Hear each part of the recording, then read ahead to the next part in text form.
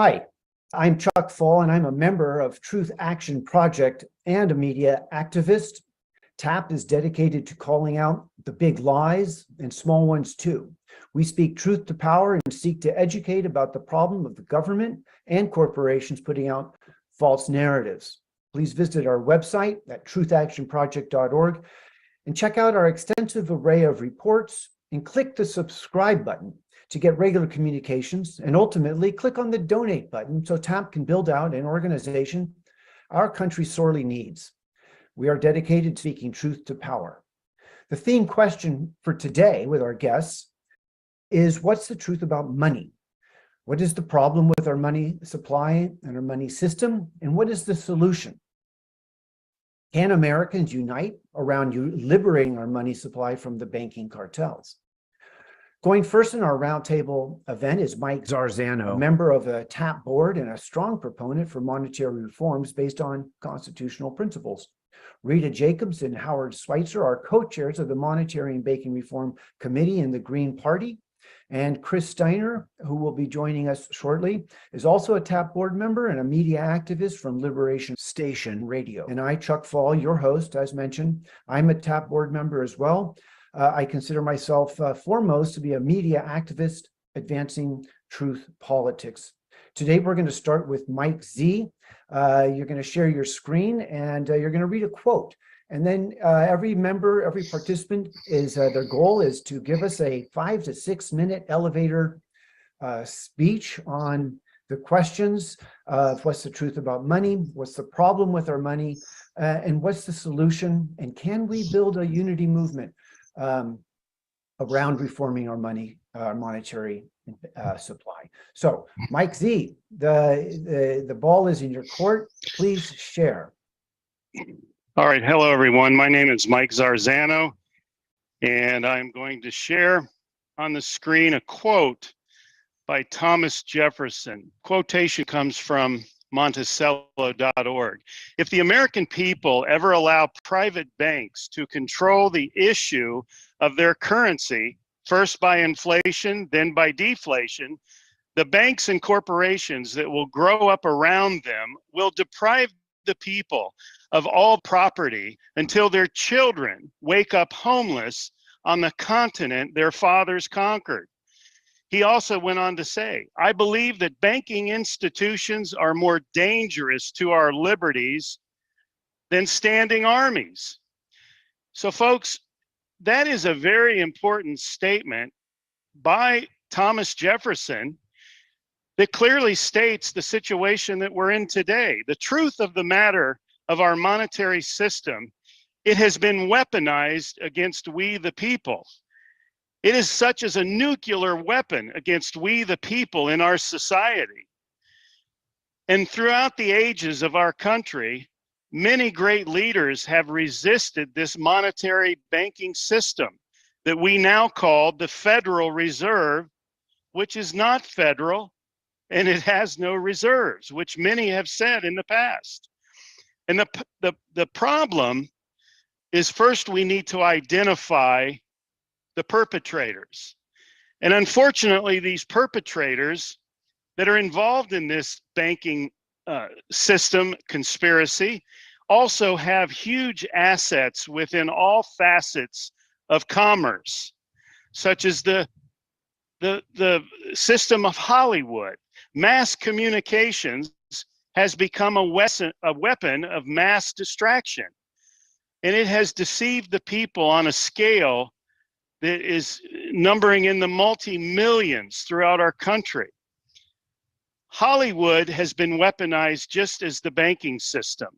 And we need to identify the synonymous perpetrators, the common denominators, and also the pharmaceutical industry. When you look at the pharmaceutical industry, the banking industry, and the mass communication industry of big tech and big Hollywood, you see one common denominator. And we must not be fearful in identifying these particular people. I would urge everyone to do your own research to identify the common denominators among these people. Recently, in the court system all across America, The opioid scandal has identified the big companies that were guilty of using scandalous marketing schemes to get the people hooked on these drugs. It's the same with the monetary system. Through lending, they have got the people drunken and addicted to the monetary system. But the real solution can be found in the state of North Dakota. The way that the state of North Dakota created a parallel system about the same time that the Federal Reserve was created, right around 1913, 1914. The state of North Dakota created the public banking system where they have put the people in charge, not the corrupt perpetrators within the Federal Reserve. Now, they have not succeeded 100%, but they have made huge differences in the state of North Dakota. The state of Texas is another solution that we're seeing today in modern times. The state of Texas is creating a gold and silver depository where your money can be converted into gold and silver, which will protect it, hedge it against the erosion of the theft of your value by the secret tax of the monetary system called inflation. In Texas, you will now be able to purchase gold deposits with your Federal Reserve notes, where your money will be held in the form of gold and silver, but it will be connected to a credit card or a debit card that will be used within the entire monetary system. This is an excellent idea that I think is touching upon the tip of the solution iceberg. The solution-oriented iceberg that we have has many parts to it. And I think this highlight of Texas and North Dakota are just two great examples. So we, the people, must fight back by unity, by organizing ourselves like the TAP organization, the Truth Action Project. This is how we fight back, and we must resist this tyranny of the banking system, because not much longer, it's very probable that they are going to force a digital banking system where you won't have a choice. Your money will have a death sentence. That's right, your money will have a death sentence. Eventually, they will have the power to turn off your money. And folks, it's time that we pay attention, we unite on this one issue, the value of our labor and our money that is being stolen by the Federal Reserve. That's all I have to say. Thank you very much. Thank you, Mike Z from Florida. That's fiery language. And I appreciate your citation of Thomas Jefferson. And that's very appropriate to our conversation. We're going to shift over now to our Banking Monetary Reform Committee members from Green Party, Rita Jacobs. She'll pass the baton to Howard. And so this is roundtable discussion. People are free to pick up on threads laid down by others. Very complicated topic. Thank you for the wide-ranging report, Mike Z, and he introduced the idea of the banking element in our monetary reform project. Rita, what are your thoughts on what is the truth about money? And if to the extent that there's any problem with our system, what's the solution? And and then on the background, is this a theme? Is this an issue that people in this country could respond to and build out a freedom program for? Rita, your turn. Thank you.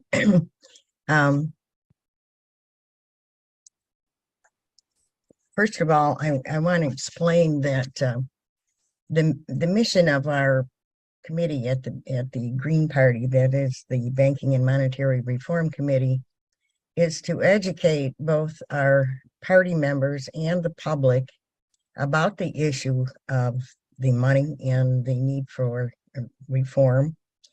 It's the education part of the public and even our members is one of the most important aspects of it.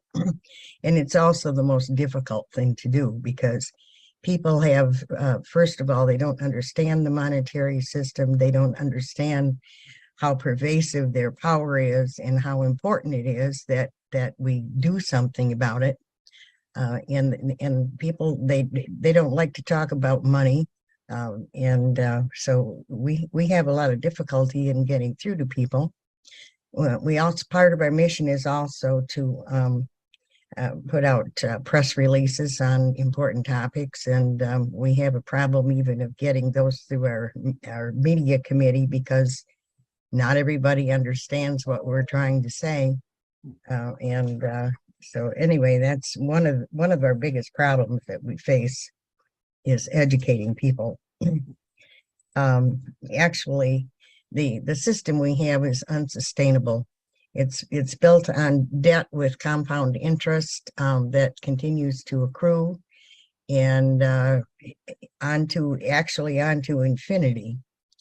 And I think it was devised by very wealthy bankers and probably a partly corrupt Congress back in 1913. And it is set up to reach infinity at some point and cannot continue. And what's interesting to me is that the formers or those that devised this system, I don't know if they had in mind some way that this would end, because it cannot continue to grow and grow and grow.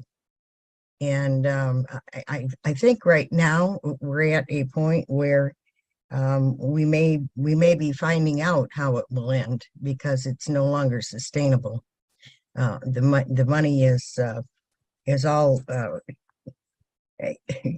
accumulated with the very, very wealthy, and we have a terrible system of where we have so much inequality in the wealth system.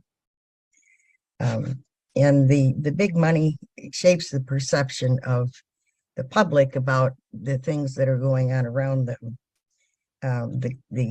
That's because the big banks control the government, they control the largest corporations, they control the media, and to an extent also control education.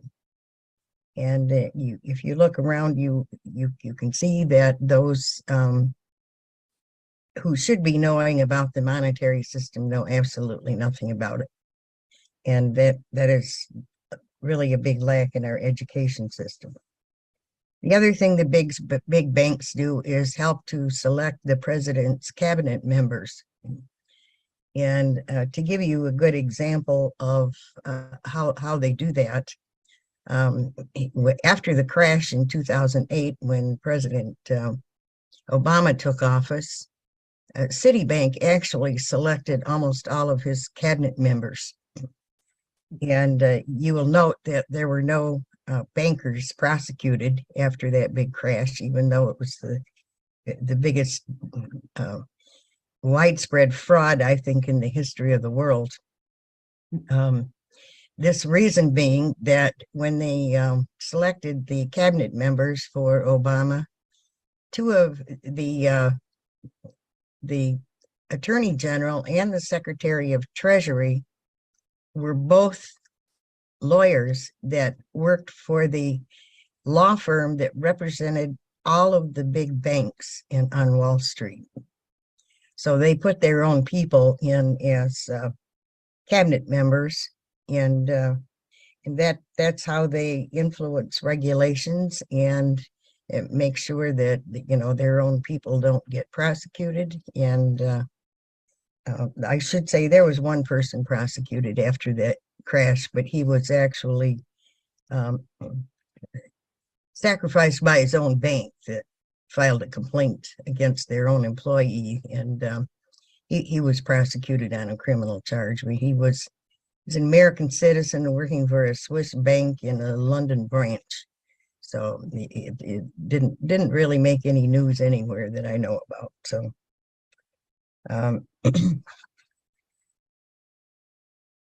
Just to jump in, Rita, you're basically observing a fundamental corruptness of the monetary system. I mean, if there's a truth about money, it's that it's essentially corrupted by I can't call it a plutocracy, the concentration of capital, however you want to frame it, and that's which is one of the problems, that there is something fundamentally wrong in the way the money supply has been set up. And Mike Z touched on the Federal Reserve. You're alluding to Federal Reserve and just the power of this. I don't know what we want to call them, the banking cartel, the banking class, and that's kind of what I hear you saying. Fundamentally, is there's a corrupt element. yes, well, not only that, it's power also. And it it has doesn't immense have power. any necessarily anything to do with the accumulation of capital. Right. It has to do with the accumulation of wealth, and wealth and money are power. Okay. Money is very powerful. As an end in and of itself. Yes. Yeah. Okay. And of course, the banks always work together with the Department of Defense. We see that with Congress passing ever increasing budgets for the Department of Defense, and also the biggest export product in our country is military equipment and supplies, and therefore that takes over, I guess, a lot of the budget for the entire country. And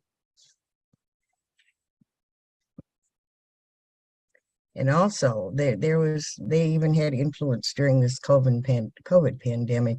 They worked with the Department of Defense. The Department of Defense was instrumental in setting up the distribution of the COVID vaccine and the delivery of it, and also the recommendations for the policies that the government was supposed to insist upon the people during the entire COVID pandemic. And we're hearing more and more about some of the improprieties that went on. And the biggest, those who received the most benefit from the COVID pandemic were the pharmaceutical industry. And the Department of Defense, with the help, I'm sure, of the bankers, handled the entire program.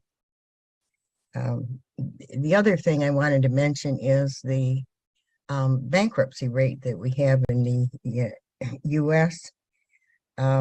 In 2004, the bankruptcy rate was 80 times that which it was in 1920. So the bankruptcies have per capita increased 80-fold since 1920. Time, please. Okay. I just wanted to mention one more thing. Yep. We're also, these banking failures are being orchestrated by the Fed, the recent ones. We had actually 30,000 banks in the U.S. Around 1920. And we're down now to 4,100, and we have lost 71% of the banks through attrition or insolvency since 1980. So, and this is indicative of the concentration of power with the big Wall Street banks. Okay, and what's coming up for me, just listening so far from you and Mike, is talking about monetary reform. It's not just a money issue. We're really talking about a fundamental power issue and how that's playing out in our society through different programs, different agencies, different industries, everything from military to medical, pharmaceutical. Very interesting. Thank you, Rita. We're going to shift over to Howard and build on what Rita just shared. Give us an introduction. You're also co-chair at BMRC, and share out with us, Howard, what are you thinking on this topic of what's the truth about money? Well, I did write something that I thought I could read in 5 minutes, so I thought I would do that for starters. That's fine. 84 years ago, in the face of a disastrous depression, the national and world communities of economists all considered the proposal of Dr. Irving Fisher and Dr. Paul Douglas and several other eminent economists to reform the money system along with the lines that we propose. And notably, the vast majority of respondent economists world around supported the proposal to restructure our money system so that from one that was for private issue and private gain to a public system of public issue and public gain. That reform proposal must remain the cornerstone of any effort for ecological and economic balance. The current privately controlled, profit-motivated money system is the primary roadblock for change. Any government that doesn't control its money is controlled by those who do, you see. So it's important that your government control the money. Greening the dollar, monetary reform of the Green Party is the only platform of any party to support these reforms. We should be proud and loud about this. Money beyond whatever currency is used to represent it is a social power embodied in law as an unconventional or unconditional payment system. So to change the system is just changing a law. Money plays two roles. One is a medium of economic exchange, and two, as an instrument of power, capable of dominating a market, an industry, or a government when massively accumulated. Having the power to create it is even more power to dominate, which is why it should be a public power. And of course, being able to create it helps you accumulate a lot of it. These systemic structural changes must be made if money is to fulfill its proper role as the distributive mechanism for society. As Frederick Soddy, considered the father of ecological economics, said, to allow it to become a source of revenue to private issuers is to create first a secret and illicit arm of government, and last a rival power strong enough to ultimately overthrow all other forms of government. And this is what we have today. Capitalism.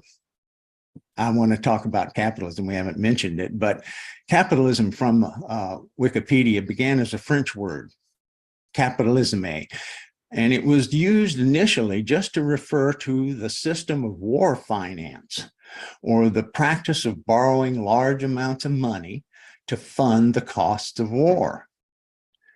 Capitalism is defined by Wikipedia now as a system of economics in which money and business are controlled by capitalists. And of course, businesses are controlled by money.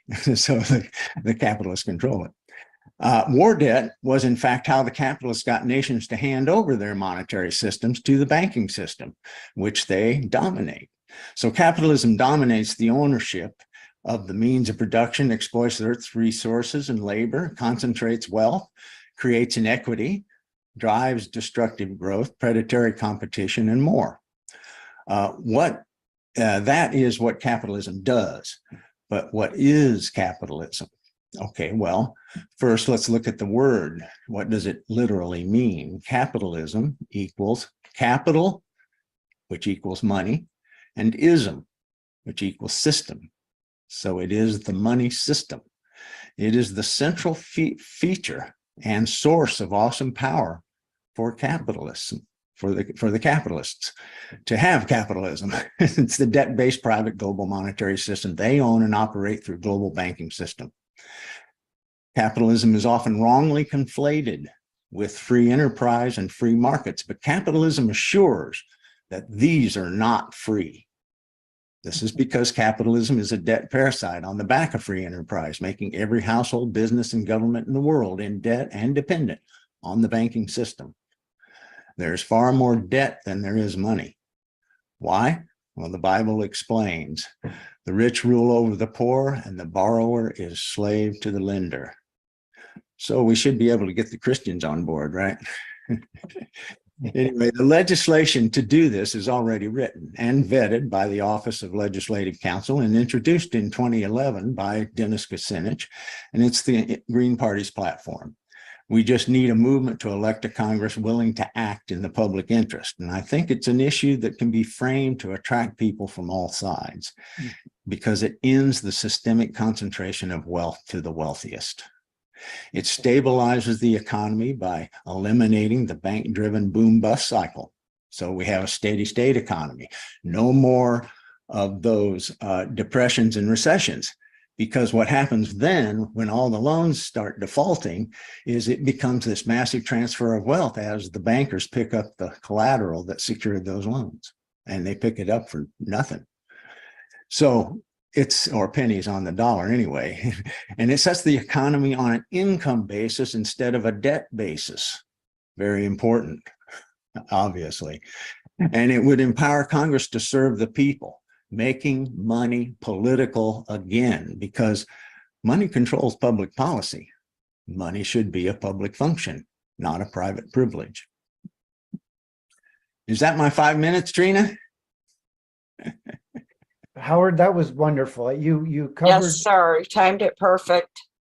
Thank you. That's a thank you, Howard. And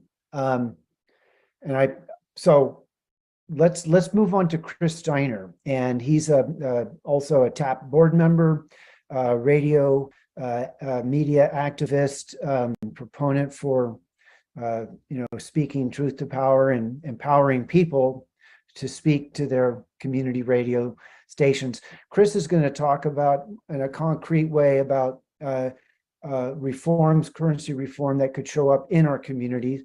And so, Chris, you're going to have your 5-6 minutes, and then we're going to open this up and kind of be able to share around and respond to what we heard from each other. And the goal here, of course, is to develop our thinking and our messaging to get this important message out to the public so that it's so people can understand it and grapple with it and act on it ultimately. Chris, please take it away. Oops, we don't hear you yet, Chris. We don't hear you. There we are. All right, thanks, Chuck. Do you read me now? Yeah, I hear you loud and clear. All right, thanks, Chuck. Great intro. Appreciate that. Well, as Mike Zarzano was talking about the Bank of North Dakota, the only state bank in the union with a lot of great economic indicators that I've been urging Ron DeSantis over the last year, at least maybe 2 years, to try to implement that. And it seems like the logical thing to do for a governor such as he. And Howard Switzer, yeah, I agree totally that the money should be a public utility. Starting out my thoughts, there is no single issue that's more important.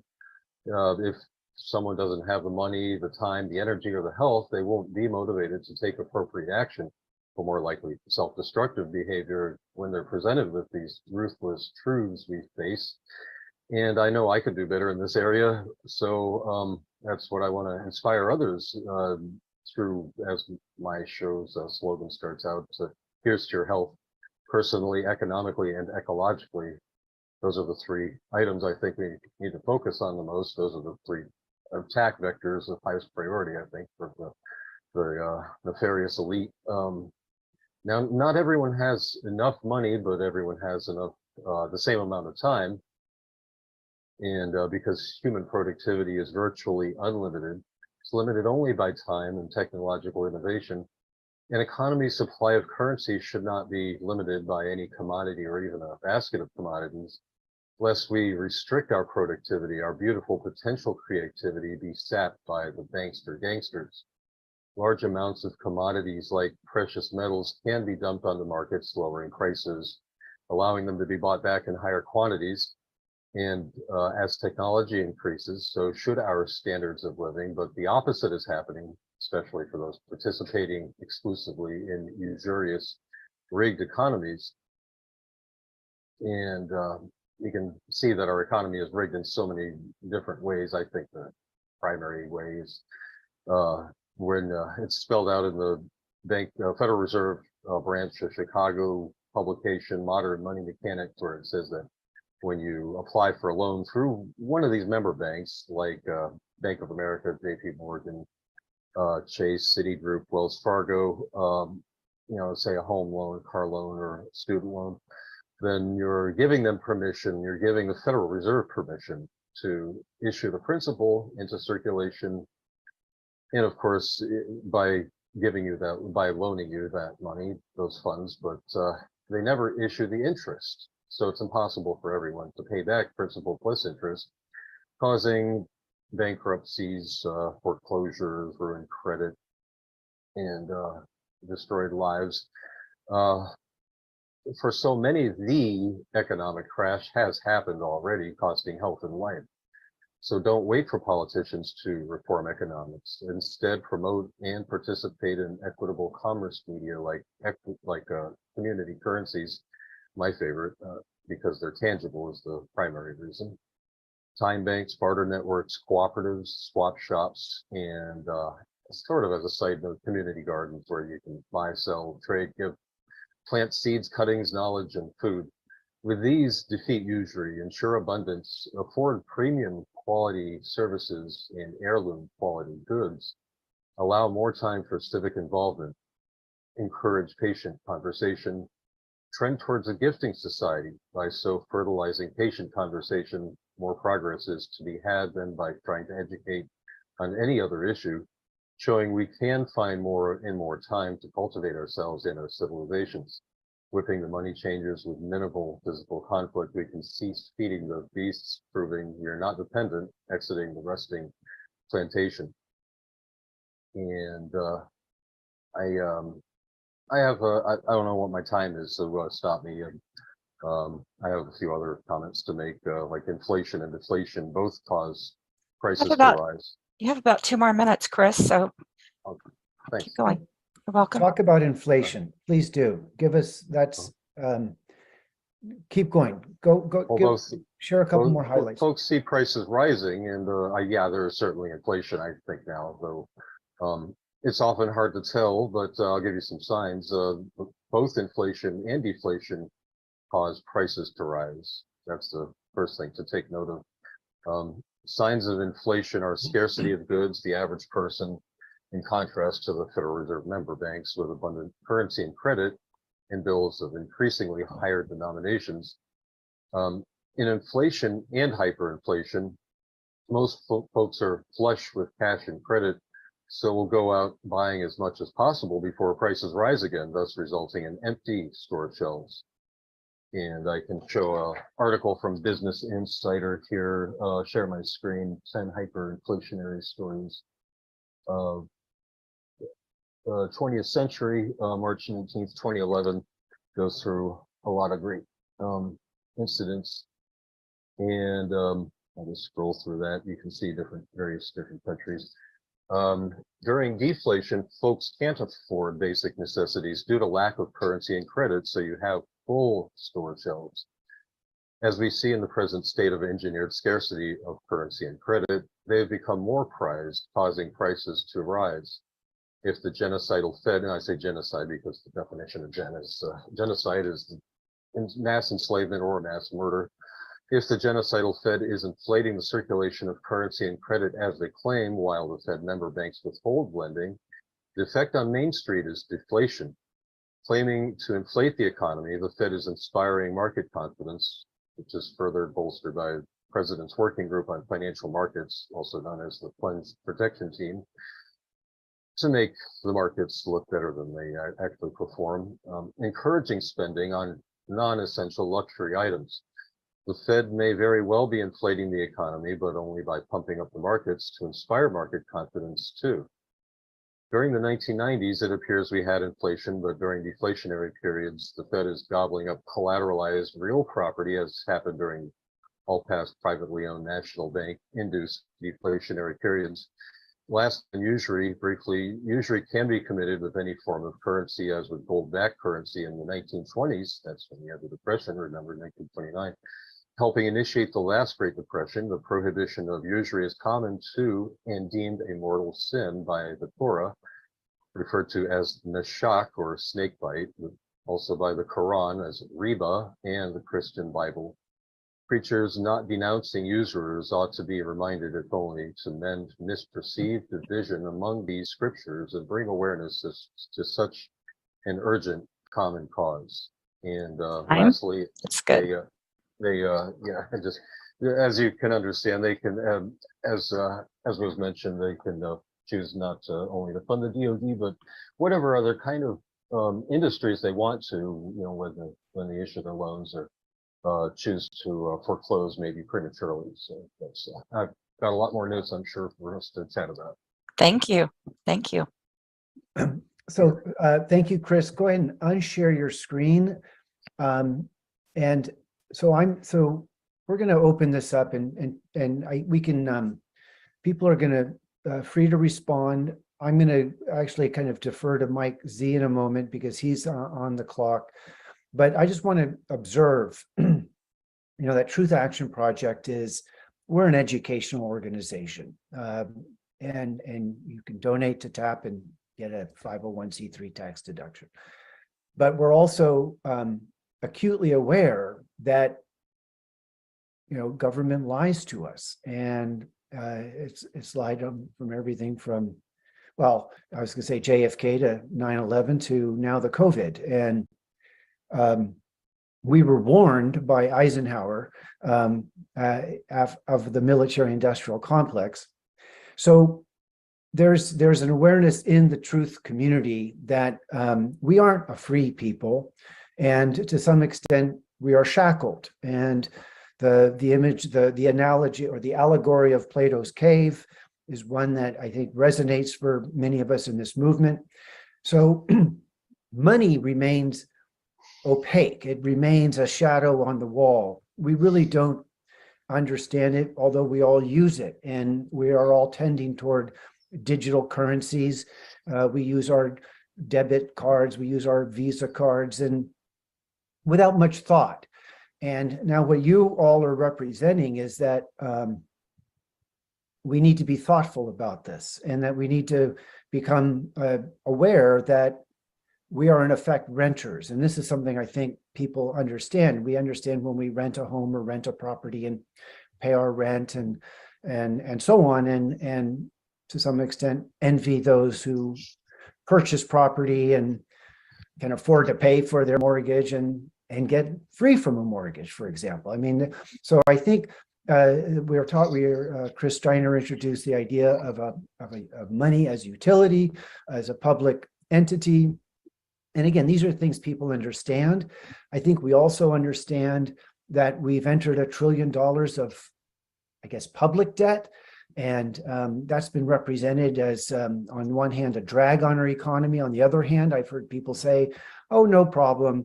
We can wash that debt out. It's not a real big problem. And within the Democratic community party, within the Republican Party, there's a tendency, I think, to diminish the issue of the national debt.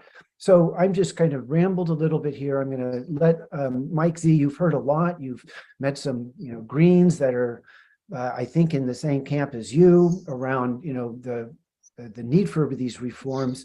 I think maybe we can just kind of spend some time here and kind of think about how do we communicate an urgent message that we ought to make monetary reform and liberation from banking cartels a theme in our discourse, in our popular discourse, as a people striving toward freedom. Mike Z, what's coming up for you now after all that you've heard? What's your takeaway? Well, I really like the Green Party element to this. We have a great divide in politics today, but this issue of the monetary system is certainly a unifier, and it can be, and I believe it will be. And I particularly have a fondness in my heart for the Green Party because it was some years ago, maybe 10, 15 years ago, that a Green Party lawyer, along with Democrat lawyer and a former Republican lawyer came to my defense pro bono, and it was a creation that was developed by a controversy called the Federal Reserve in the state of Ohio. So we all came together, all different, political viewpoints, and it was to defend the principle of exposing the Federal Reserve. And these Green Party and Democrat lawyers gave victory to this argument. And this proved to me that this monetary conspiracy, which it's a criminal enterprise, the Federal Reserve is a criminal enterprise. That is the main message that we first need to communicate to the sheeple people out there. Face it, America is asleep, has been for a very, very long time, both sides of the aisle and all things in between. But there are certain elements now that are waking up, and I'm glad to hear your two guests from the Green Party are part of that awakening. But really what needs to happen is an emergency declaration that declares that we have been infiltrated by an enemy system, a conspiracy, a grand conspiracy. And this is nothing new. We can search the history books and get the quotes of all the great men of past that tried to warn us. And Chuck, I think that would be a great start. Dig from the pits of history, uncover it, and show the people how many of these great minds have tried to warn us over the last several decades. What do you think? Mike, thanks for that reference to the history. And Rita, Howard, and I do have a conversation on the Zoom or on our YouTube, and we went into the history of the money supply in the United States. But you're hitting on something very important, and that is telling this story from historical perspectives. That's and right. Warnings that have been made.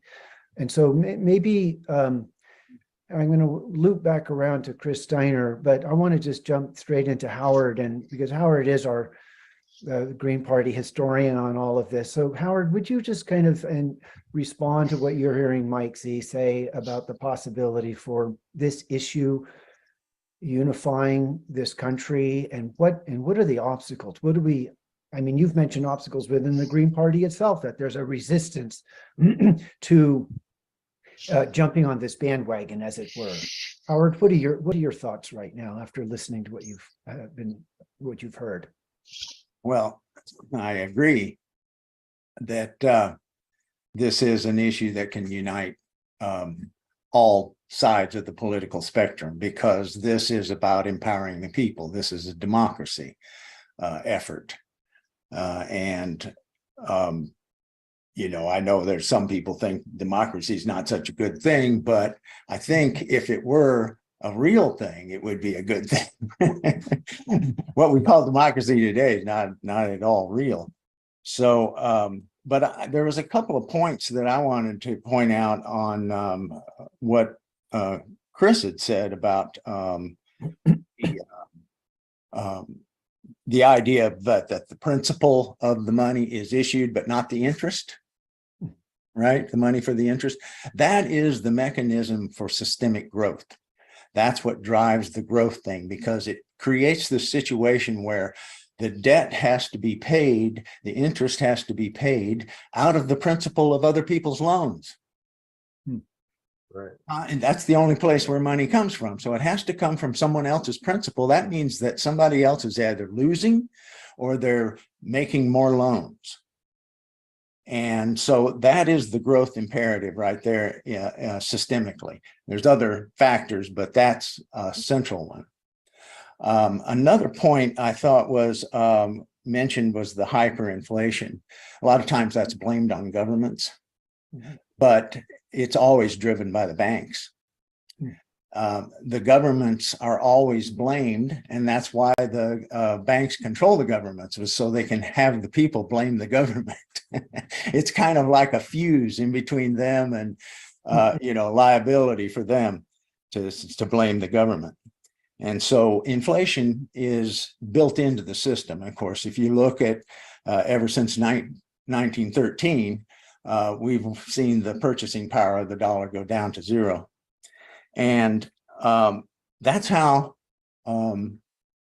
banks make monetary war also, is through the monetary systems, driving, flooding their country with money. That's what they did to fight the Continental.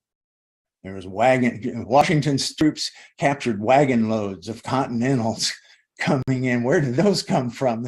Our government only issued 250 million of them, but now they got millions more. What's going on? So that took 5.5 years to crash the dollar or crash the Continental, but they did the same thing in the French Revolution too. The Bank of England counterfeited assignats, which was the revolutionary money for the French Revolution. And that's how they make monetary war. What was your other question? Well, no, you're raising the we live in this truth movement. We live in what I call the fog of war, where there's this ongoing messaging, and we're basically assured that there's nothing wrong with our money supply. We can look forward to this emerging digital currency system. It'll be convenient. Our lives will probably get better as a result of it. So what we're doing and what you're just explaining is that there has been a kind of class warfare conducted by the banking cartels against the people and against nations, for that matter. Exactly. And I know that what we have to organize is by class, a class opposition, because if you organize by ideology, that's just a waste of time. It's just like organizing a union. You got to organize everybody, Right. So no we matter the what their people political leanings are. Okay. And that's important. And that's kind of the backdrop of the work TAP is doing. Is we're not really ideological. We're just committed to telling the truth, and what is the truth, and unpacking the truth, and getting to the truth. And that's why, as we talk about the monetary issue, it becomes, well, it's not so much about one class. It is a class. It's a ruling class that has the mechanisms, the levers of monetary power, and we the people are not benefiting from this, evidenced by this massive $1 trillion debt. A war economy that's just going off the charts and so on. So, Rita, what are you thinking? And then we're going to jump over to Chris and reflect on what people are saying. And Rita, what are your thoughts? And then we'll shift to Chris. Specifically regarding what? Well, anything at all. And anything at all? Yeah, is anything. I mean, basically, the thing that I'm interested in, I know BMRC is interested, is the prospect that a movement around monetary reform could take off in this country. But obviously, there needs to be an ongoing education campaign. And that's what we're doing right now, is we're talking about something that's confusing, opaque, and we're trying to make it understandable. But given what you've heard from our participants, where do you what's coming up for you as perhaps something that's most urgent that we should be keeping our mind on the most, if there's anything at all? Well, right now, the central bank digital currency is the thing that we ought to be keeping our eye on, because if they push that through, it will give them more control over us than they've ever had, which could be a very bad thing. And coming up, we do a lot of discussion about that, and it's something that we should be getting the word out about right now, so people know. Okay, well then let's keep that in the fore of our mind. The digital currency and using cash arguably is a revolutionary act. If in some ways, if the tendency is toward not using cash, then having it. And I have even heard some stores don't use cash, and people are suing to compel the stores to accept cash. And so Chris Steiner, Chris Steiner talked about practical community-based kinds of currencies. Chris, what's coming up for you? And then we're going to open it up to our guests. Bill is on, and Bill, we're going to invite you to pose a question to our guests.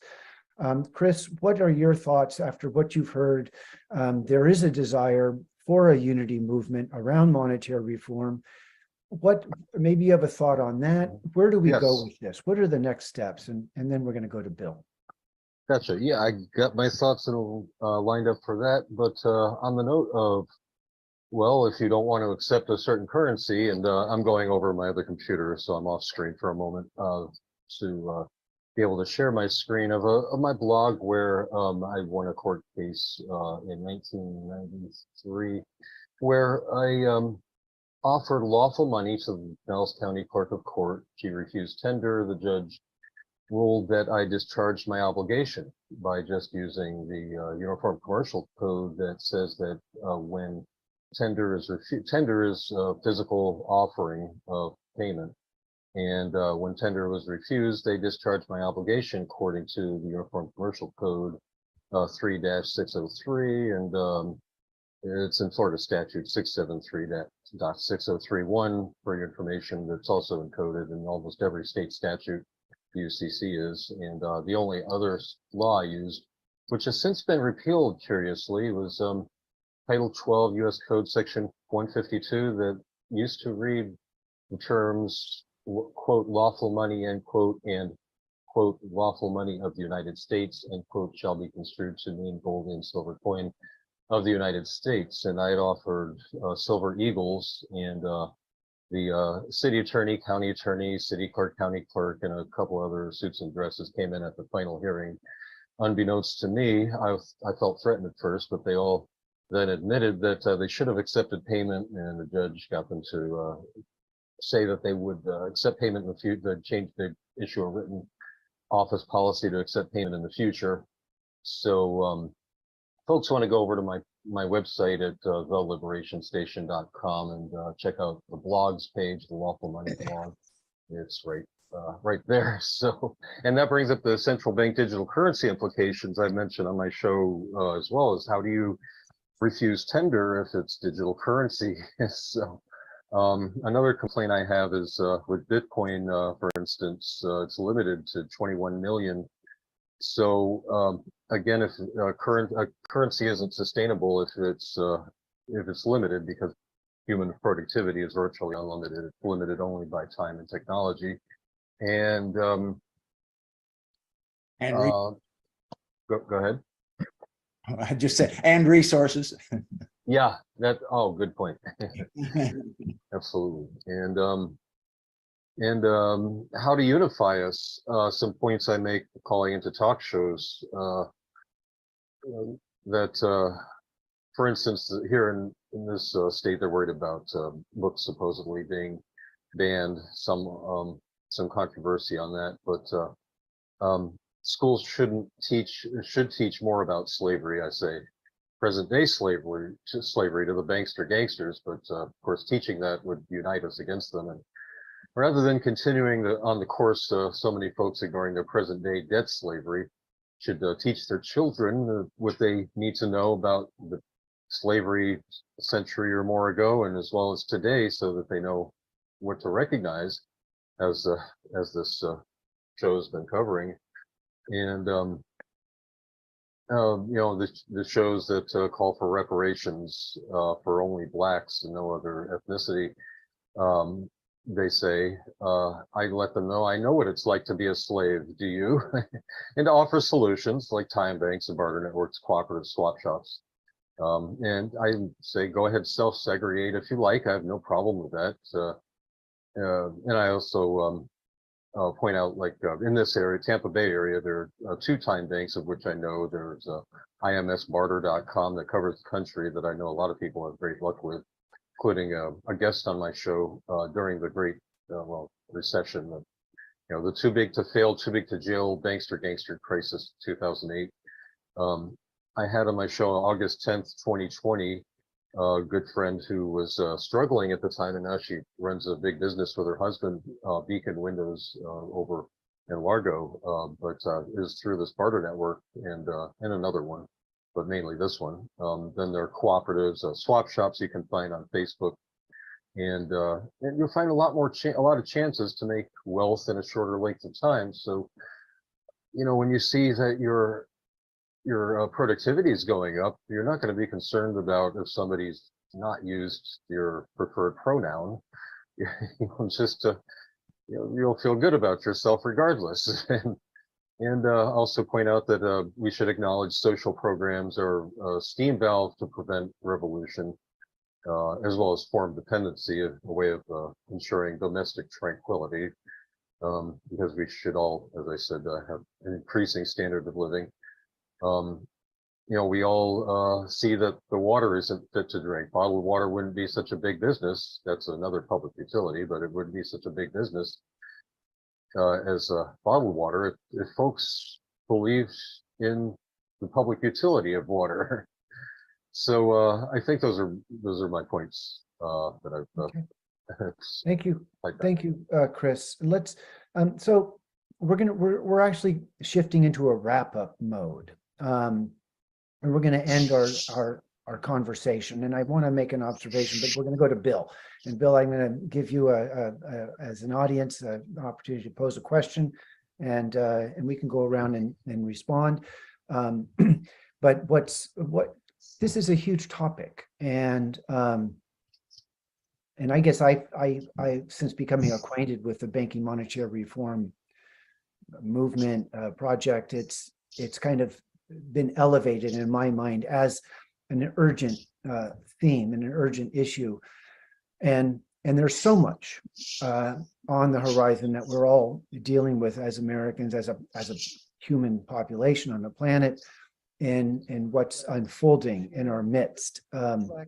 So Bill, you've heard people share, you've heard people reflect, you've heard we also haven't talked about the NEED Act, which I just wanted to let people know is a standing piece of legislation. It was mentioned by Howard, standing piece of legislation that, in fact, Tom has a question in the chat, and we'll come back to that, and maybe we'll actually wrap up with that. But what's encouraging to me in this, and speaking about the money as an abstraction, is there is a concrete piece of legislation that's on the shelf that a prospective congressman or candidate could run on and advance and champion and so on. So, Bill, you've heard a lot. What's coming up for you as a truth activist yourself? What would you pose to the group here to be mindful of and think about? Well, just as someone who's accustomed to being kind of a saboteur whenever he sees too much unity and agreement about things, which of course is what we're all after. We're all after some unity. We're all in this trying to build a movement, but it is always good to ask what views which merit respect are not being expressed here. And I was thinking there is one divergence in what some of you are saying, which we haven't really remarked on much: the difference between the notion of a state bank, a government-controlled bank, versus the distributed or small independent currencies. I'm thinking back, there's a political philosopher who came out of Poland in the Soviet era. I've forgotten his name, but he came up with the concept of political ponerology. Some of you may be more aware of it than I, more knowledgeable about it than I, but basically he's fixated on the notion that people are attracted not only to money, but to power. In any place where there's power, psychopaths come to it like bees to honey. So I guess my question would be, despite all the legitimate, the good criticisms everyone is offering about the Fed, which I can't counter, if we convey the power of the banking power, the power over credit, to put it in the area of public policy, how confident are we that that won't itself become a honeypot for corruption within the political process? We already see, I'm sure most of us would agree, that our government does have a budget to spend, and we probably question how our democracy, quote unquote, chooses so much to provide benefits to private industries, be it weapons or pharmacy and so on. What concerns do you have that by putting essentially the powers of the Federal Reserve, the powers over the money supply and credit allocation decisions all in Congress, will we be creating a source of temptation for what the ponerology guy called psychopathy or psychopathy? That's one question. There's also always been a current in American thought of fear of concentration of power. I remember Milton Friedman, I had to read him in college, and his big concern when he wrote about capitalism and freedom was that he said even that wealth, he wasn't talking necessarily about concentrating wealth as much as we have today, but the effort when government seeks to redistribute wealth, it ends up in the position of taking wealth. And that puts us on a road towards a type of tyranny that the founding fathers were also very concerned about. They were afraid that the power of the democracy, this is why they added the Senate and eventually the power of the court through judicial review. They wanted to have checks and balances on the power of what they called the mob, the masses, through the House of Representatives that might step in and start confiscating property in search of egalitarianism. So, Okay. Bill? how does that, I'd like comments as to how that those Okay. concerns can best be rebutted from the standpoint of what Okay. we've been advocating here today. Thank you, Bill. We're going to go. So here's the deal. We're going to go to Mike Z in Florida, and he's going to get a kind of a chance to remark. And then we're going to loop back through, and people can remark about Bill's concern about if you give up one mechanism to produce something and build a new mechanism to produce something, does that new mechanism, is it vulnerable to some form of corruption as well? Mike Z from Florida. Mike, what are your thoughts? And then nice to have you, and thanks for being here. And you can, and you'll be leaving us. Go ahead. Yeah, unfortunately, I'm going to have to run. And so I just want to comment on a specific element of this whole issue. It was said earlier, I believe by Rita, that at the peak, we had over 30,000 banks in America. And now we have about 4,000. And the other factor that has radically been changed by that is home ownership is now at an all-time low. And this is consistent with the statement of Thomas Jefferson that I opened with. He talked about how the children would wake up one day in the country their fathers founded, and they would be homeless. So these facts really need to be driven home to the people, the common man and woman out there. And one of the best organizations I have found in this country that is on the front line of this issue is Ellen Brown of the Public Banking Institute. And I really would recommend everyone go to that website and do the research. Now, we have found in our organization, countycongress.com, that the elections and the money system, those two systems have been hijacked, the money system and the election system. It was Henry Ford that stated that if the American people knew the nature of their banking system, there would be revolution in the streets tomorrow. And if the people would realize, and this has been realized by both sides of the aisle in the last 2 decades, both Democrats and Republicans have understood that the election system is no longer trustworthy and it has been compromised. And if anyone would like to visit our work and see this for themselves, they can go to the website, thefloridafix.com. And we have been very active in the courts and still are. And these are two unifying threats to every freedom and truth-loving American. And with that, Chuck, I would like to yield and thank you for inviting me on. And I look forward to working with TAP in the future. Everyone, God bless you. Okay. Thank you, Mike. Go ahead and you're going to sign off. Yep. Take care. Good luck down there. And thank you. Right. Just real quick before you exit, Mike, could you please repeat that county court website? I got the other two, Ellen Brown and the latter, but what was the county court? website, please? Countycongress.com. It's in the chat. County, thank you very much. That's what I was going to cover. Thank you. Thank you, Mike. Okay, so as we wrap up here, I'm wondering, Rita, should we defer to Howard to give us a distinction to respond to Bill's concern about, or do you want to take this? And the question is, one, what's the relationship between monetary reform and banking reform? They're not the same thing. They're two different creatures. I'll defer to Howard on that, okay? Okay, then let's drop over to Howard, distinguish the monetary from the banking, and then we're gonna so go ahead and just respond to that, and then Tom Rodman does have a question in the chat, and I'll try and pitch that, and then we're gonna wrap up. But then there's also the question of, are we creating a monster by liberating money from the banking cartels? I mean, that's essentially what Bill is asking, is how do we preclude the public money becoming corrupted? Okay, What was the first part of that question? Well, the first part is distinguish monetary reform from banking reform. The second piece is, okay, I got it. Okay. All right. Now, difference between monetary reform and banking reform. As Frederick Soddy said, we don't need to have the government get into the banking business. What we need is the banking business to get out of the governing business, because that's what we have. Money is the governing factor. It controls what happens. It controls our public policy.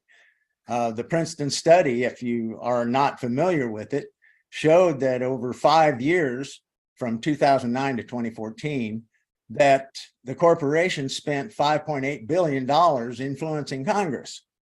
Well, what'd they get back for that? They got 4.4 trillion back in that.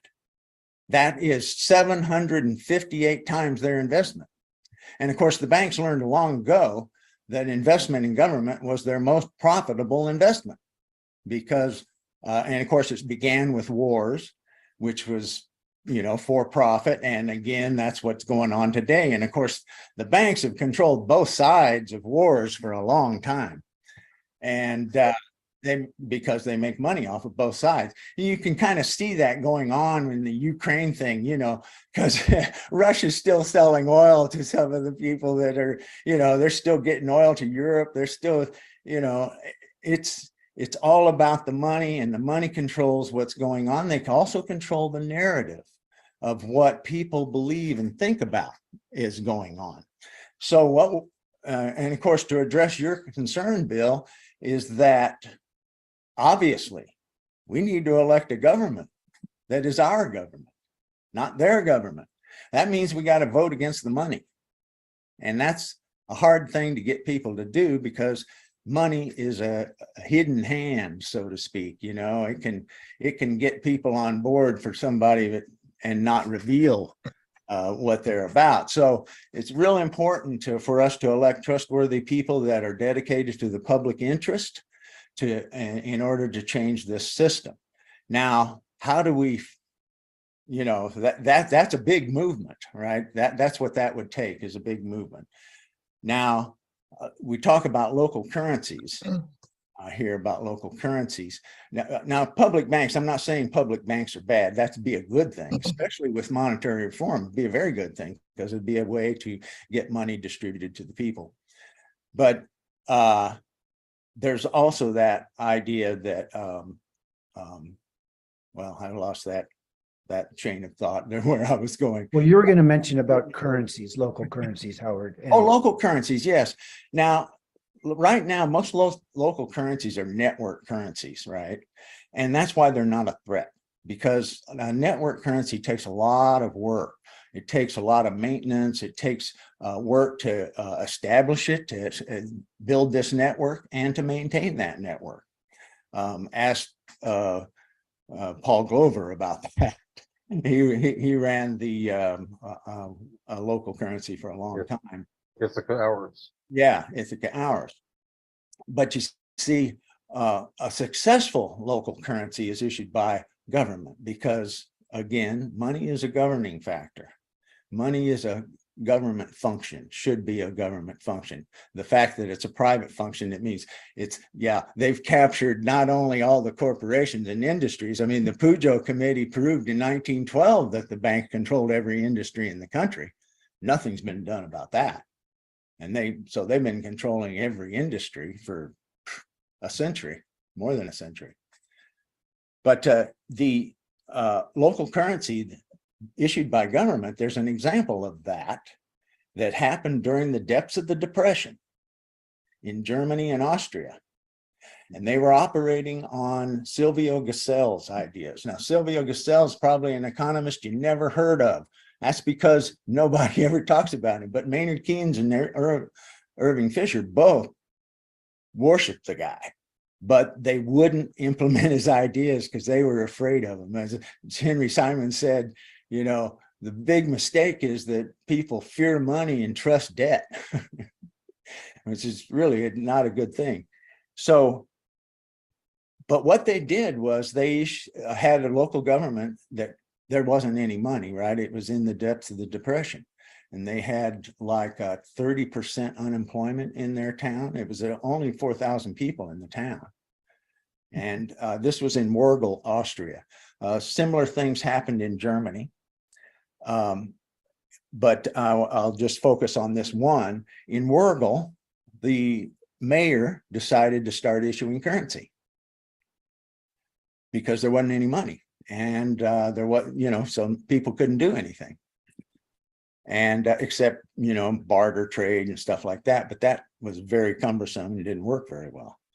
So he started issuing this money. Now, he was using Silvio Gesell's idea, and that was the idea that in order to prevent hoarding of money, accumulating large amounts of money so that you could dominate a market, this money had a demurrage fee on it.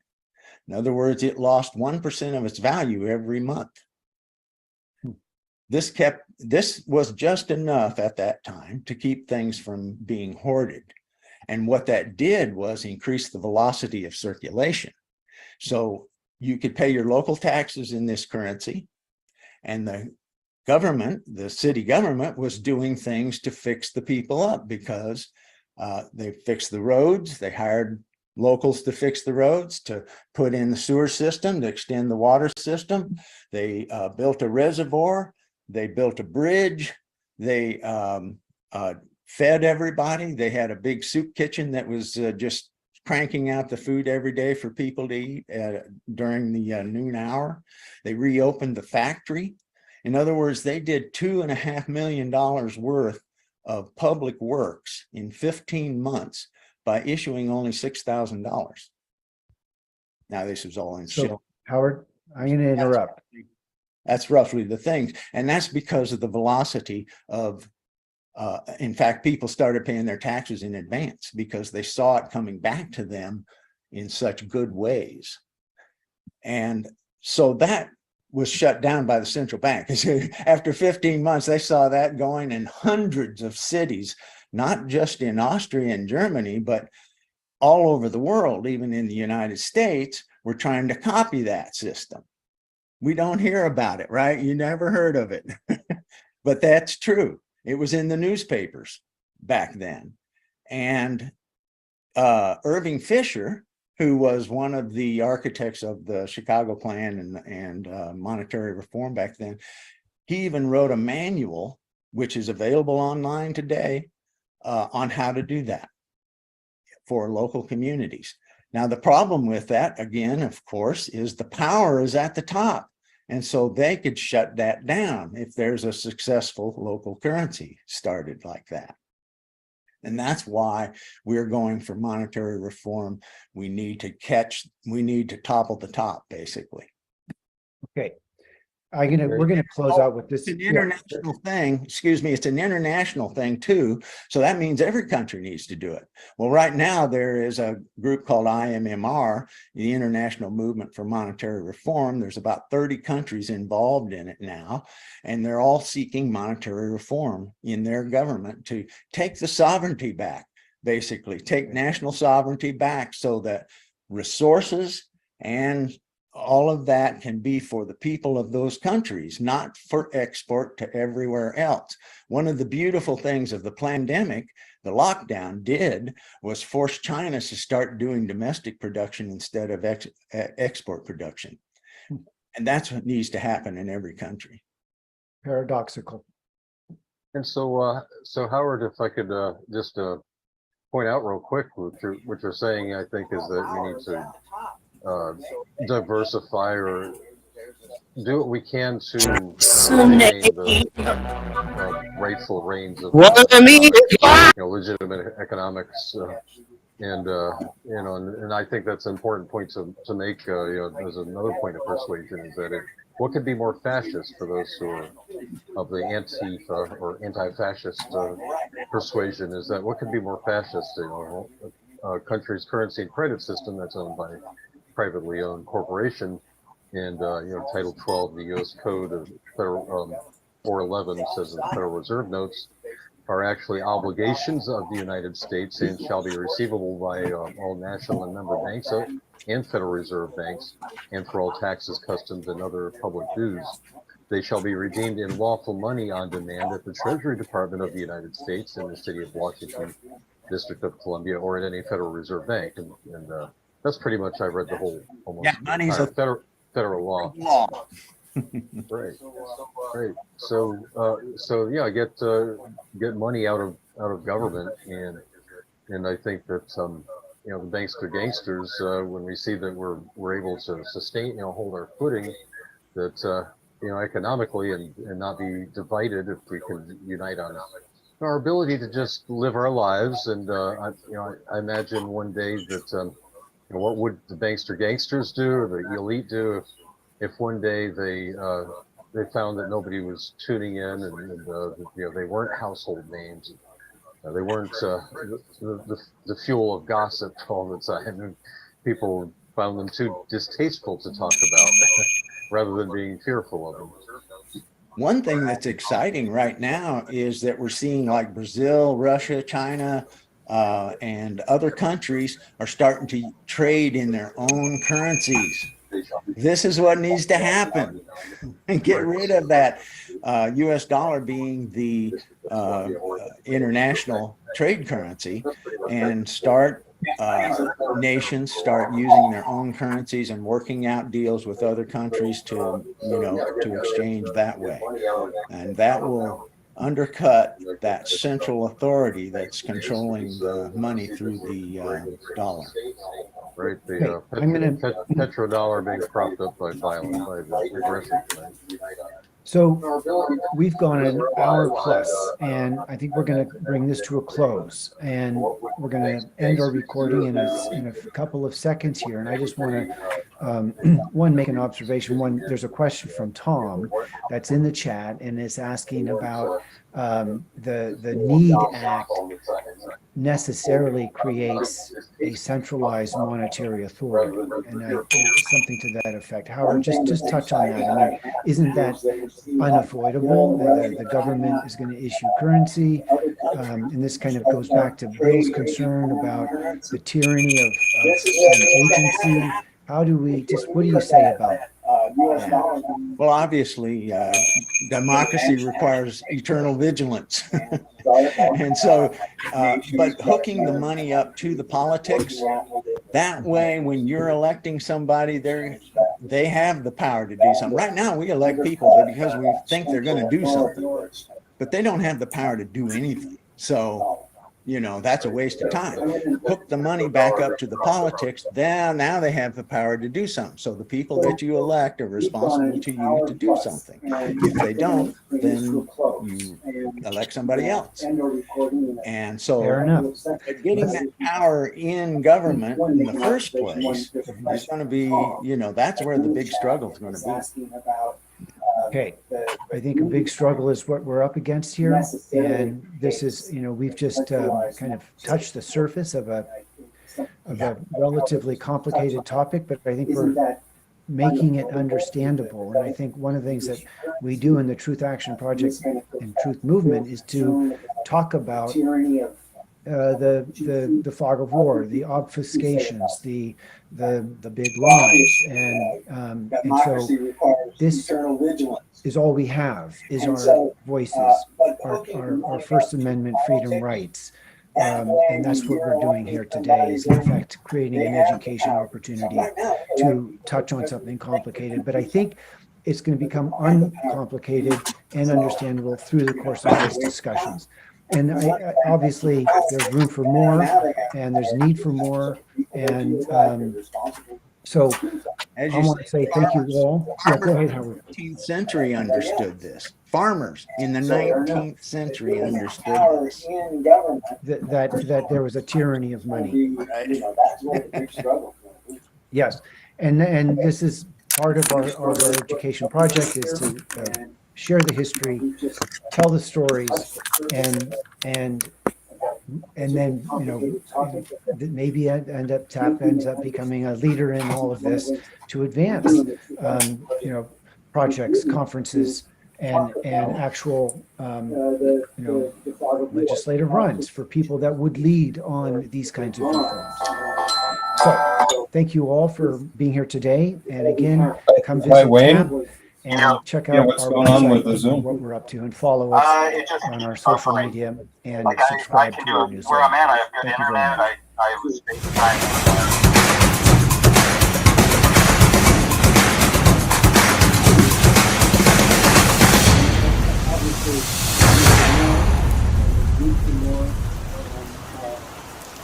So I want to say thank you all. Century understood this. Farmers in the 19th. This is Chuck Fall recording for Chris Steiner station. Yes, and this Zarzano. is part of our education project. Is to Mike Zarzano share the history, tell the station. stories, and then maybe TAP ends up becoming a leader in all of this to advance projects, conferences, and actual legislative runs for people that would lead on these kinds of reforms. So thank you all for being here today. And again, come visit TAP and check out our website, what we're up to, and follow us on our social media and subscribe to our newsletter. Thank you very much.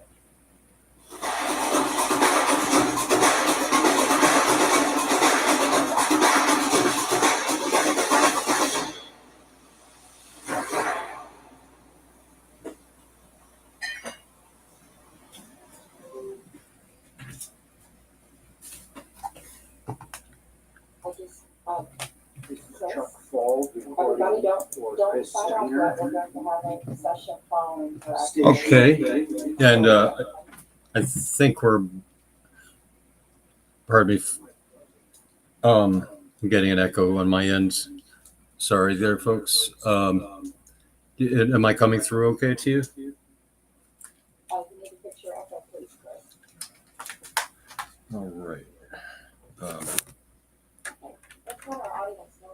Yeah, Trina, take it over, and we'll get Wayne on Zoom if we can. Otherwise, by phone, he's having an issue getting on Zoom.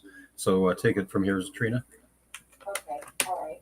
Thank you very much. All right, everyone, what you just heard was a recording.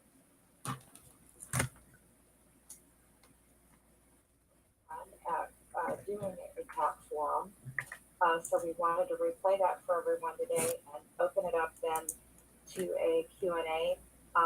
We do have our presenters in the Zoom chat with us, except for Wayne. Chris is saying he's having a problem. But we do have Howard Switzer, Rita Jacobs, and Mike Zarzano with us. Our president, Chuck Fall, is actually on a trip right now and is off grid, so he can't be here with us.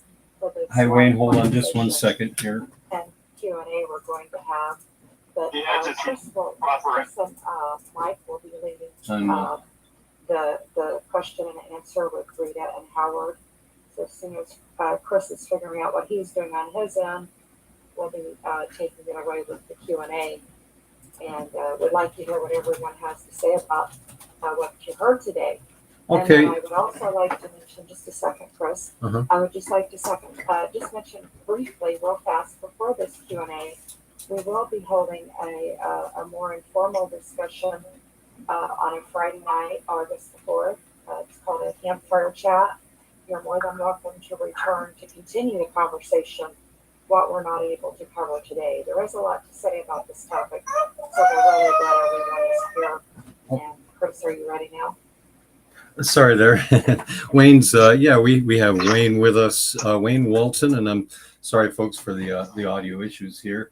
But we weren't able to connect on Zoom. So let's see if folks can hear Wayne. Wayne, could you just speak for do a 5-second countdown? 5, 4, 3, 2, 1, 0. Great. Okay. Was everyone able to hear him? Okay. Yeah. Yes. Okay. Great. Very fine. Thank you, and welcome, Wayne. Yeah, welcome, Hello. Wayne, and we're welcome Wayne because he's I found him to be the single most important resource when it comes to community currency, having started one himself, and he can introduce himself. I'm sure folks joining have seen the introduction where he's founder of Mountain Hours, the most popular community currency business-wise, number of business participants in the country that really he helped start, promote, and organize. It's such a difficult job with things like promoting them in videos. So maybe we can get into that, doing that locally, and not get together with Wayne and myself and whoever else might like to afterwards. And just wanted to throw that out there, Wayne, before you give your presentation. One of the things I forgot to run by you, but take it away, Wayne. Okay, all right. My name's Wayne, and my wife and I operated Mountain Hours in Summit County, generally from 2010 to 2015, and then we had our first child, and I had to go back to work and building pools in Tampa. So while we did that, it was like a proof of concept thing. We copied Ithaca Hours by Paul Glover in New York, who's a Green Party guy. I noticed that some of the members here were Green Party people. And we actually had Sherry Honkala come all the way up. She's from Philadelphia. And at the time, I was much more libertarian than I am now. More of a Bible guy. A Bible believer, and I think this usury abolition thing is a very prominent cause, along with debt cancellation and land repatriation jubilee. So Sherry Honkala, just shortly prior to that, she was the Green Party vice presidential nominee with Steiner at the time, and she came by and checked out Mountain Hours. Or basically, we take people on tours where they spend Mountain Hours. And Sherry Honkala came up, and then Bill Still, who's a big monetary reform guy that did the documentary called The Money Masters. It's a 3-hour documentary showing how the money powers the real government effectively. And so in order to remove that, we've been usurped, and because we've permitted usury. So that was the big thing, is to establish basically a barter-based money system. It's simple to do in terms of the technology, but very time-consuming because you need to recruit businesses. And but people are interested. They realize the need to create local self-sufficiency. And another thing that I really liked what Sherry Honkala was doing is she was running for sheriff of Philadelphia to basically, the sheriff is the one who processes foreclosure enforces foreclosure, whether they be for property tax or bank foreclosure or whatever the case may be. And I think that's essential, that once the sheriff is hired by the local currency, then the sheriff will actually work for the people instead of the international bank cartel. And so that's something that we openly spoke about, and she ran on that platform in Philadelphia. So later we actually had a guy named Sheriff Richard Mack, who also was talking about how the sheriff is the highest law authority in any county and has the ability to block foreclosures. And that's what would happen is, in the U.S. Constitution, it says that you can't even cancel or question the debt. And alternatively, the Bible says you're supposed to cancel the debt every 7 years. So that doesn't happen because all of the enforcers, it's regulatory capture. The regulators all work for the bankers, so there is no debt cancellation. So the only way you can flip the script is the money power has to be established locally, because that's the only place we have any sort of control. Then the enforcers have to work for that same money system. Therefore, you have to make sure that your money system can be self-sufficient. So on Maslow's hierarchy of needs, that's food, water, shelter. Moving in there, you can add transportation, so energy. And along those lines, we actually, in Mountain Hours, we had a grocery store, we had several restaurants, like 10 restaurants, a mechanic, 100 some businesses. So you can do all sorts of things. So when Bill Still came to town, we went to a florist. He had just gotten engaged. We went to a florist. We went to a mechanic. We went to the grocery store. We went to a place to rent snowshoes. And just to demonstrate that all of this can be done, we don't have to use the bits and pieces of paper that are monopolized by the parasitic class. Did you have something, Chris? Sorry, I just broke in for a second and interrupted. If you wanted to just repeat the last second sentence or so. I'm sorry, folks. I was just trying to get my camera going and interrupted your audio, Wayne. So if you could just back up a little bit, please. Yeah, no sweat. You just cut me off whenever. I can talk about this for hours. But anyway, the whole idea is that it needs to, we all know it needs to change. That's why everybody that would be listening to this, and it can be done. Let's go with a 40,000 foot view of this whole thing, that we all know that we're all being ripped off and managed by this open air prison bank system. And if we were all to barter, if it were possible that, imagine it's, 500 years in the past or something, if we were all to just barter in local communities, this international system wouldn't have the same leverage over us. It wouldn't have the parasitic extraction of our wealth because we're bartering locally. Or script this, it's just innovated barter.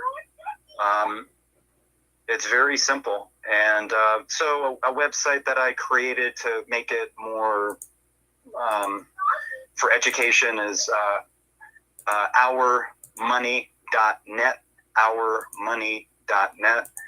I did the local currency in the form of hours. It doesn't need to be done like that. There's a really great activist in Holland named Anthony Michels, who's a fellow usury abolitionist, also understands that we need to have debt cancellation.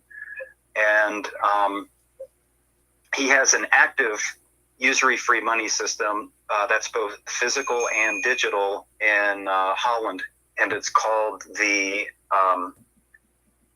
Florine. So if he's another resource you guys could check out. He has outstanding teaching. His website, he's banned from Facebook just for promoting usury-free monetary reform. It's crazy. But anyway, his website is real currencies. Just Google Anthony Michels and real currencies because his system is active. Realcurrencies.wordpress.com was the last time I checked. I know it's banned on Facebook if you try to link to it. So put a space before the .com or something like that. Yeah. So okay. Yeah, we got some hands up. Wayne, if you wanted to finish up. That was really it. It's going to take a concerted effort, and it's going to make us cooperate. It's sitting on us. All of these solutions that you see to the system, all of them they go to local community, and then to really make that your local community become more powerful is to use money. It should be a servant to us instead of this master that it's turned into. And it's very doable. It just takes the time and energy and focus for people to make the change. Right on. Thanks, Wayne Walton. And go to ourmoney.net and check his book out. And there's also JewDebtRevolt.com that has a lot of concise information. So well, now we'll take some questions. And Trina, if you could take it over, and because I'm sure you're paying attention to the people who raised their hands first, please. Trina, is Trina with us? Okay. No problem.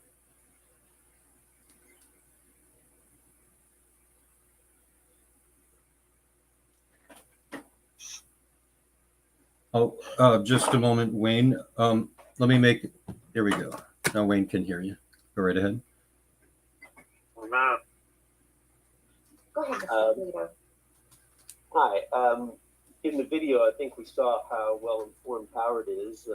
I'm a latecomer to the group, or the groups that he belongs to, the Alliance for Just Money and the American Monetary Institute. He had way more experience. You could certainly see how expert he's become. So ultimately, I'll ask my question, but I just want to make an observation. My impression is that this monetary reform that Howard was describing is going to distribute purchasing power to serve, as the gentleman Wayne just said, to serve the people, to serve all the highest priorities. And it's from what I've learned, it's Stephen Zarlinga, the founder of the groups that Howard belongs to, and I now belong to. And he used to say that money is a creature of the law. And it goes all the way back to Aristotle's understanding of it.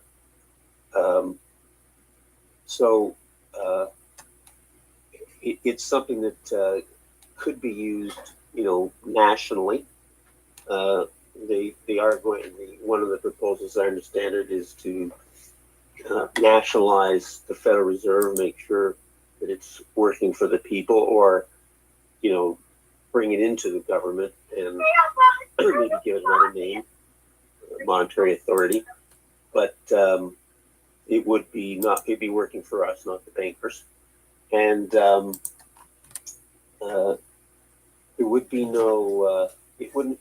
Howard mentioned that the farmers of the 19th century had understood this stuff, and that was probably because Lincoln had established the greenbacks, and they saw that that was the way to go. They really made things happen when the money was really a creature of the government, not the bankers.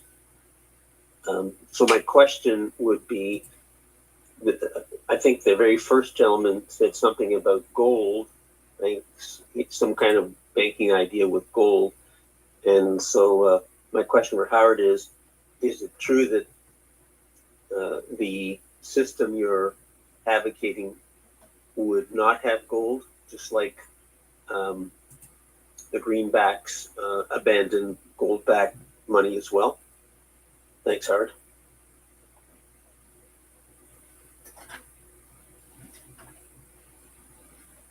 All right. Howard, are you able to come off Yep. mute? Here he is. Yeah, thanks, Joe. No, gold would not be part of it because from my viewpoint, the gold is a commodity just like so many other commodities is controlled by private wealth. And so we want to kind of avoid private control of our money. And I think that's one important thing that in the past, of course, it was used. And but Stephen Zarlinga pointed out, and he was a gold trader for a long time, and he said that gold never did make a very good monetary system. And so he has plenty of argument against that. I think in his book, The Law of Science of Money. And Wayne, would you like to comment on that? I know that there's a really good work on the utter impossibility of gold-backed money by what was the pastor's name? Sheldon Emery. Yeah, and other Well, works. number one, if any solution dependent upon people that hate you is a non-starter. So if you're if the whole concept of going to a national money system, that means the people that work for the bankers that actually hate the common people are going to vote in your favor. That's madness. They haven't done anything for the common people for a very long time. So that's just madness. So as this thing, the way this is all going to shake out is the debt ceiling keeps getting raised. Well, that only works when the U.S. is the reserve, the petrodollar is still active.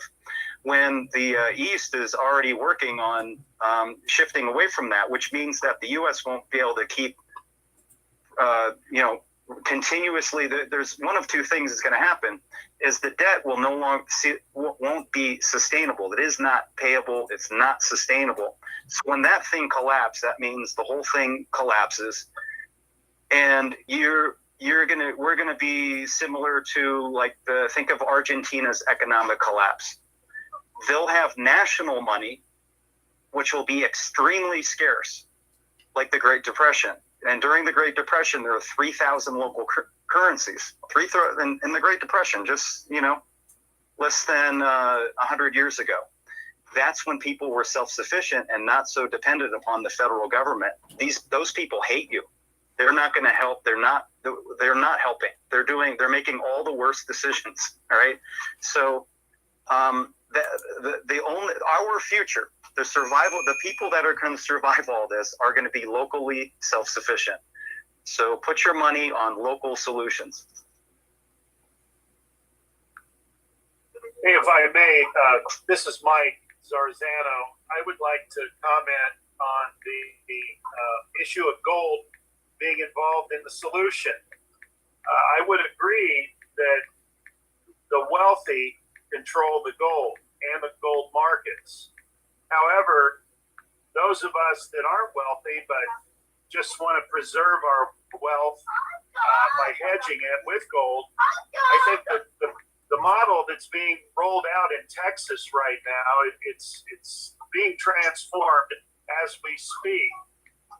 Would be an excellent way for the common man and woman to protect their assets and be able to spend them without paying a fee to sell their gold. This is the problem right now. When you buy gold, you pay a fee buying it, and then you pay a fee selling it with most dealers. And that needs to be eliminated. And this model in Texas will have the ability to eliminate a fee on both ends. And the big question that nobody is asking, especially the gold dealers, is what makes you think they're not going to confiscate our gold? I don't care what form you have the gold in, Krugerrand or Eagle or bullion or whatever. In 1933, the federal government ordered all gold to be turned in, and if you didn't, you went to jail, you got prosecuted. So what's really interesting in this whole situation, you have one state down in Florida where I live, the governor has stated he will not allow digital currency in the state of Florida to be conducted. Now, that probably is going to end up in federal court, and I would assume they're going to deny him that argument on standing. But who knows what will happen after that point? We're getting to the issue right now where somebody in government is going to have to stand up and oppose the tyranny of the feds. And Wayne, can you hear him okay? This is where we, the people, need to get involved and start lobbying our local officials, even your lowest official at the county level. Go to your meetings, bring up this issue of the CBDC and how it could be very easily turned into what the Bible calls the mark of the beast. You won't be able to buy or sell unless you receive this marking system. And anyone that has studied the Bible knows that this is an end time issue that is going to be forced upon the people. Now, I don't believe all nations will accept it. I believe there will be holdouts. There will be resistors, such as Governor DeSantis, hopefully. Now, I know he's a member of a secret society, and that's a whole nother issue for another day, but hopefully he's not bought and paid for like a lot of the others have been.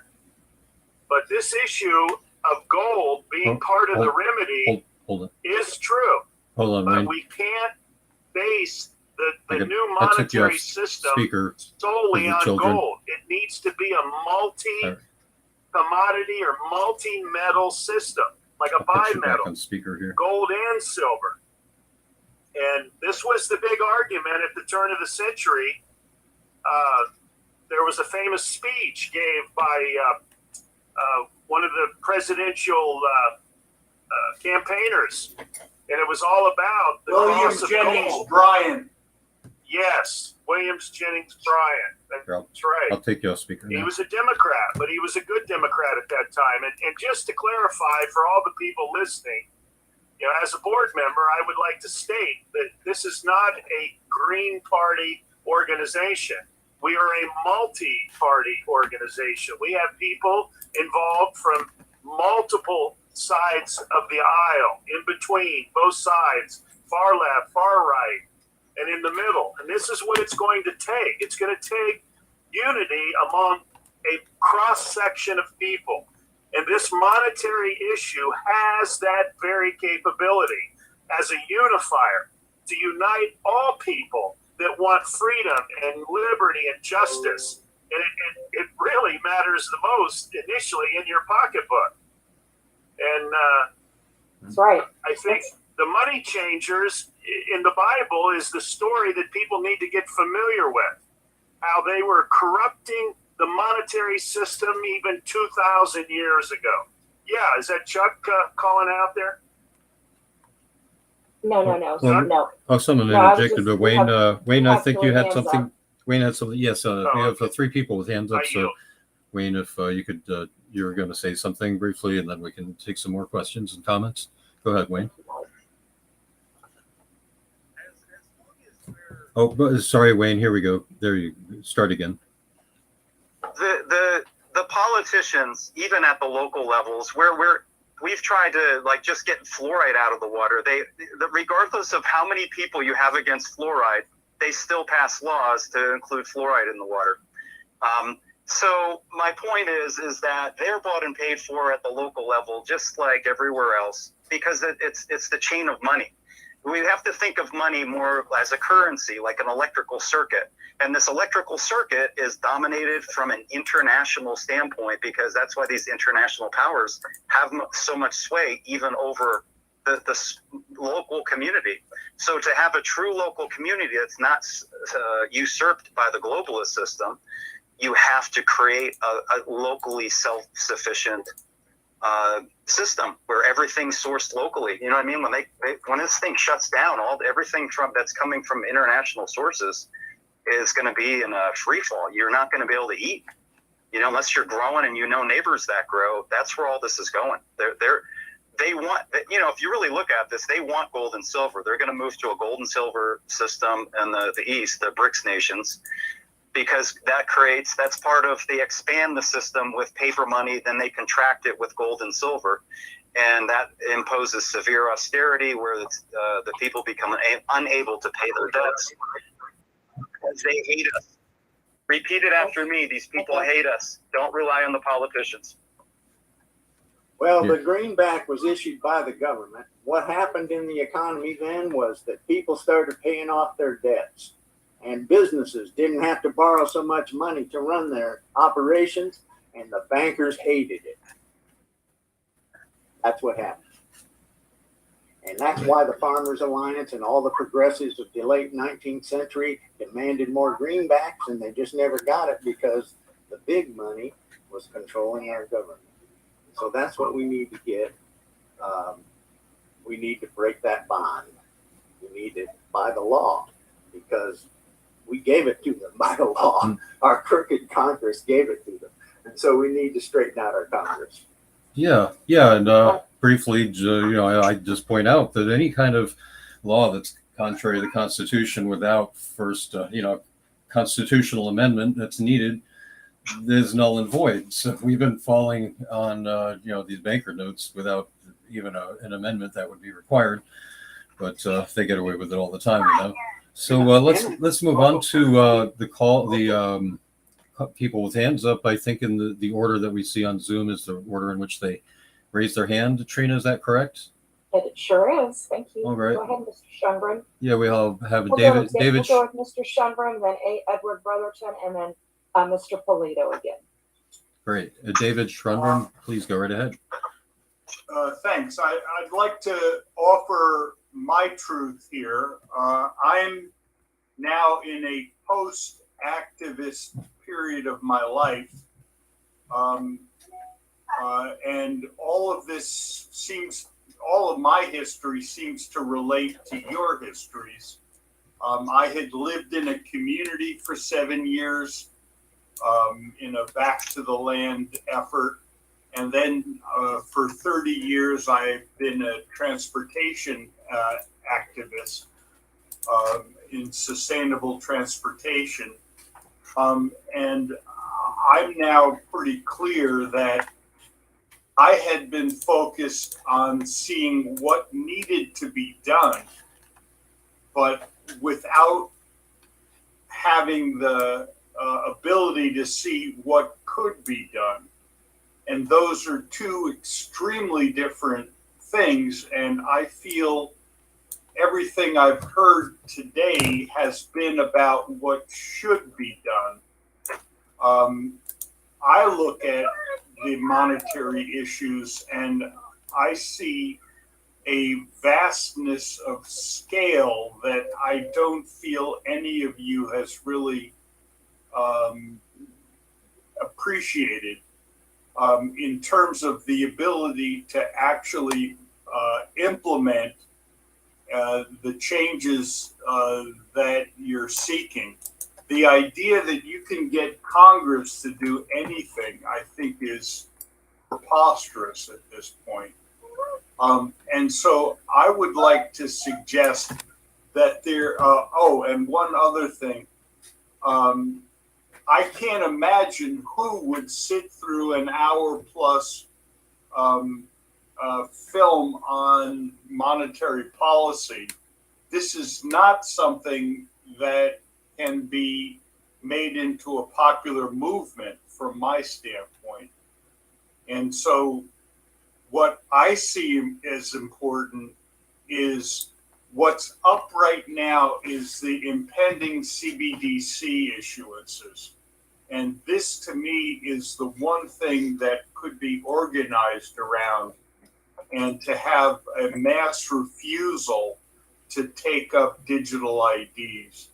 That to me is the one area that really needs to be dealt with and seems feasible. Thank you.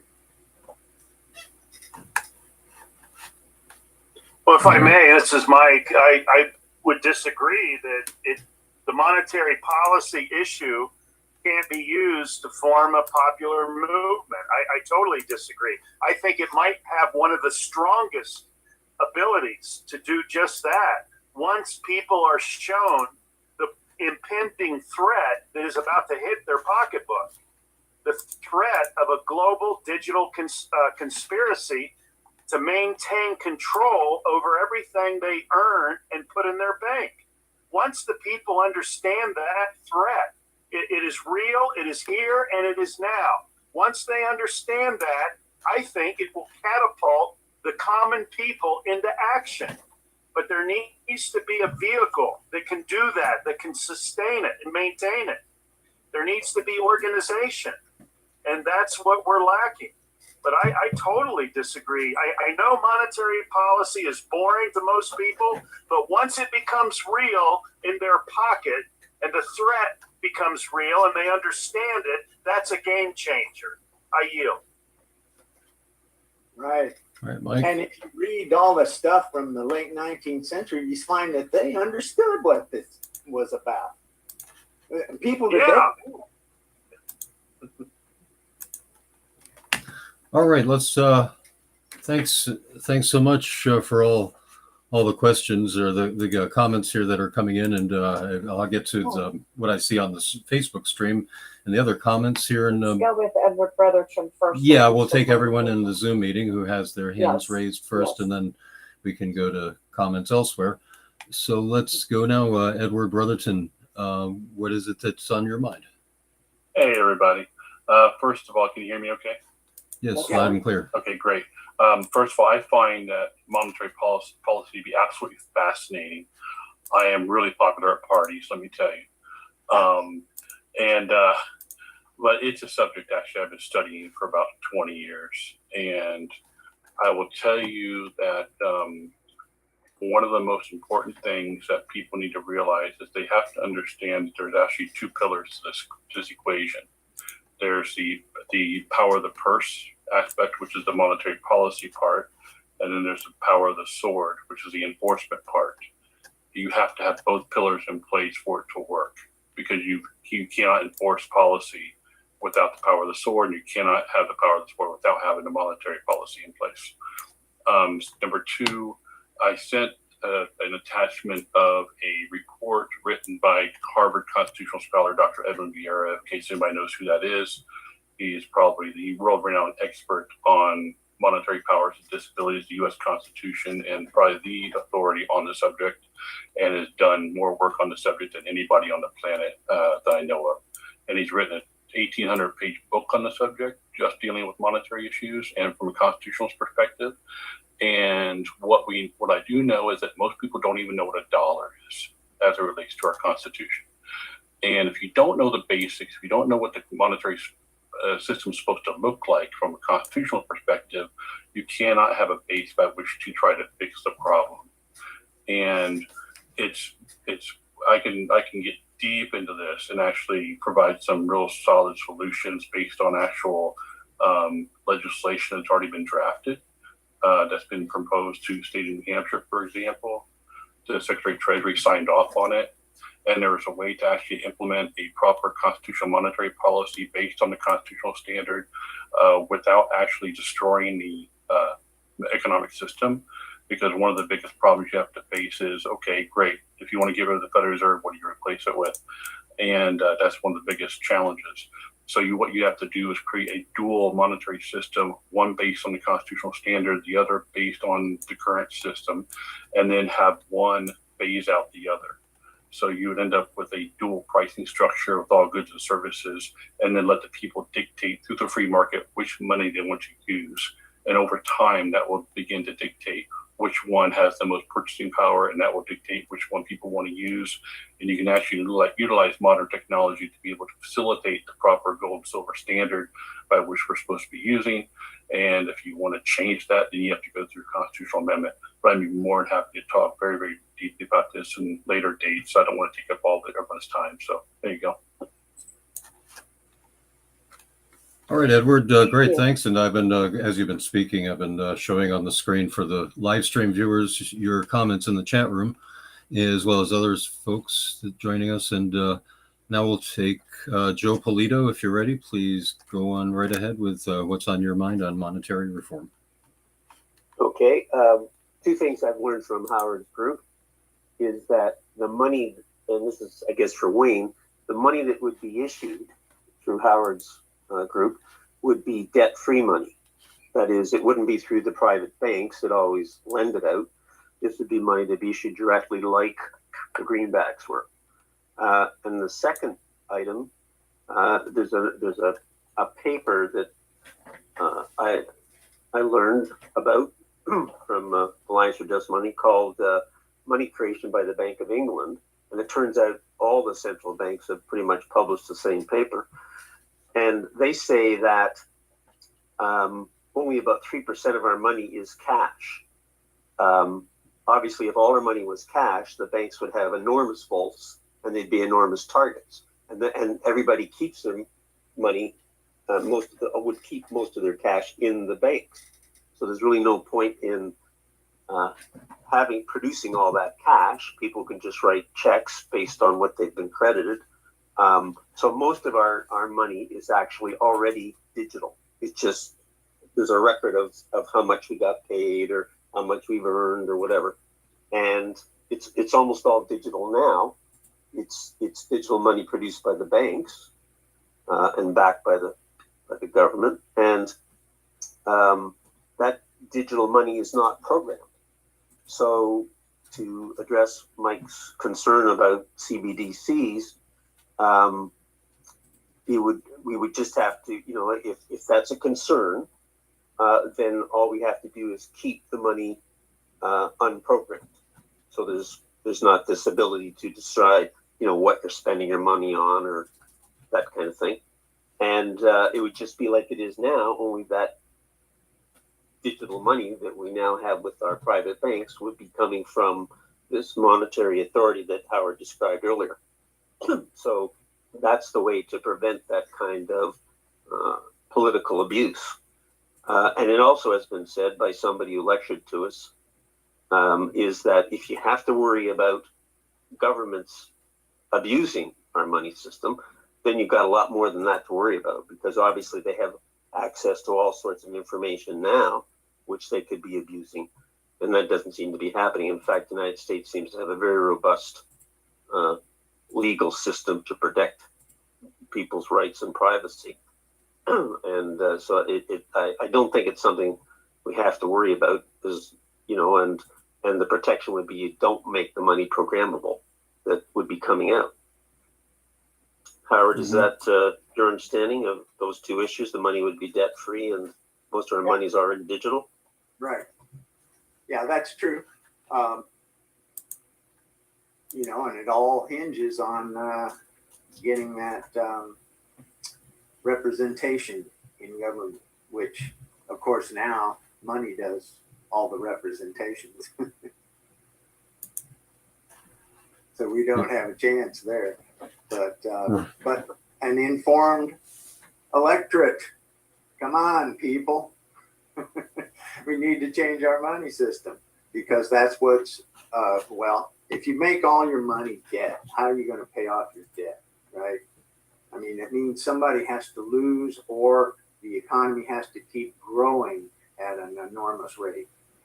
And we can't afford that anymore, because we have a linear growth economy in the materials area. All right. But we've got an exponential money system. Trying to make that materials money system go exponential, it won't work. We're hitting the limits, and we're blowing past the limits, and we're going to destroy the whole mess if we don't straighten out the money. I put that Bank of England link in the chat, and it admits that the private banks are creating all the money. And that's what Howard's advocating, that we change that we create the money, we create it debt-free. Right. And it's going to be a big battle, because it's always been a big battle. It's been a big battles from the Greeks. Hey, Wayne, I'll take you off mute if you want to talk. And the Romans, and they were successful for a period of time, but the oligarchs eventually, with their gold and armies, crushed it. And that's how the greenback was crushed too, although the banks know how to wage monetary war much differently today than they did back then. Right. If I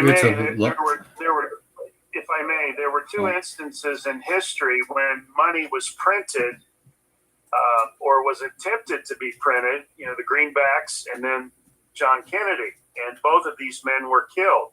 I think that speaks for itself. The threat that they posed by simply printing money speaks volumes to the credibility of that act. Yeah. They both ended up dead. That's right. And so did several others. Yeah, Garfield, others. Yeah. Yeah, exactly. And so that's why we know that that's the right direction to go.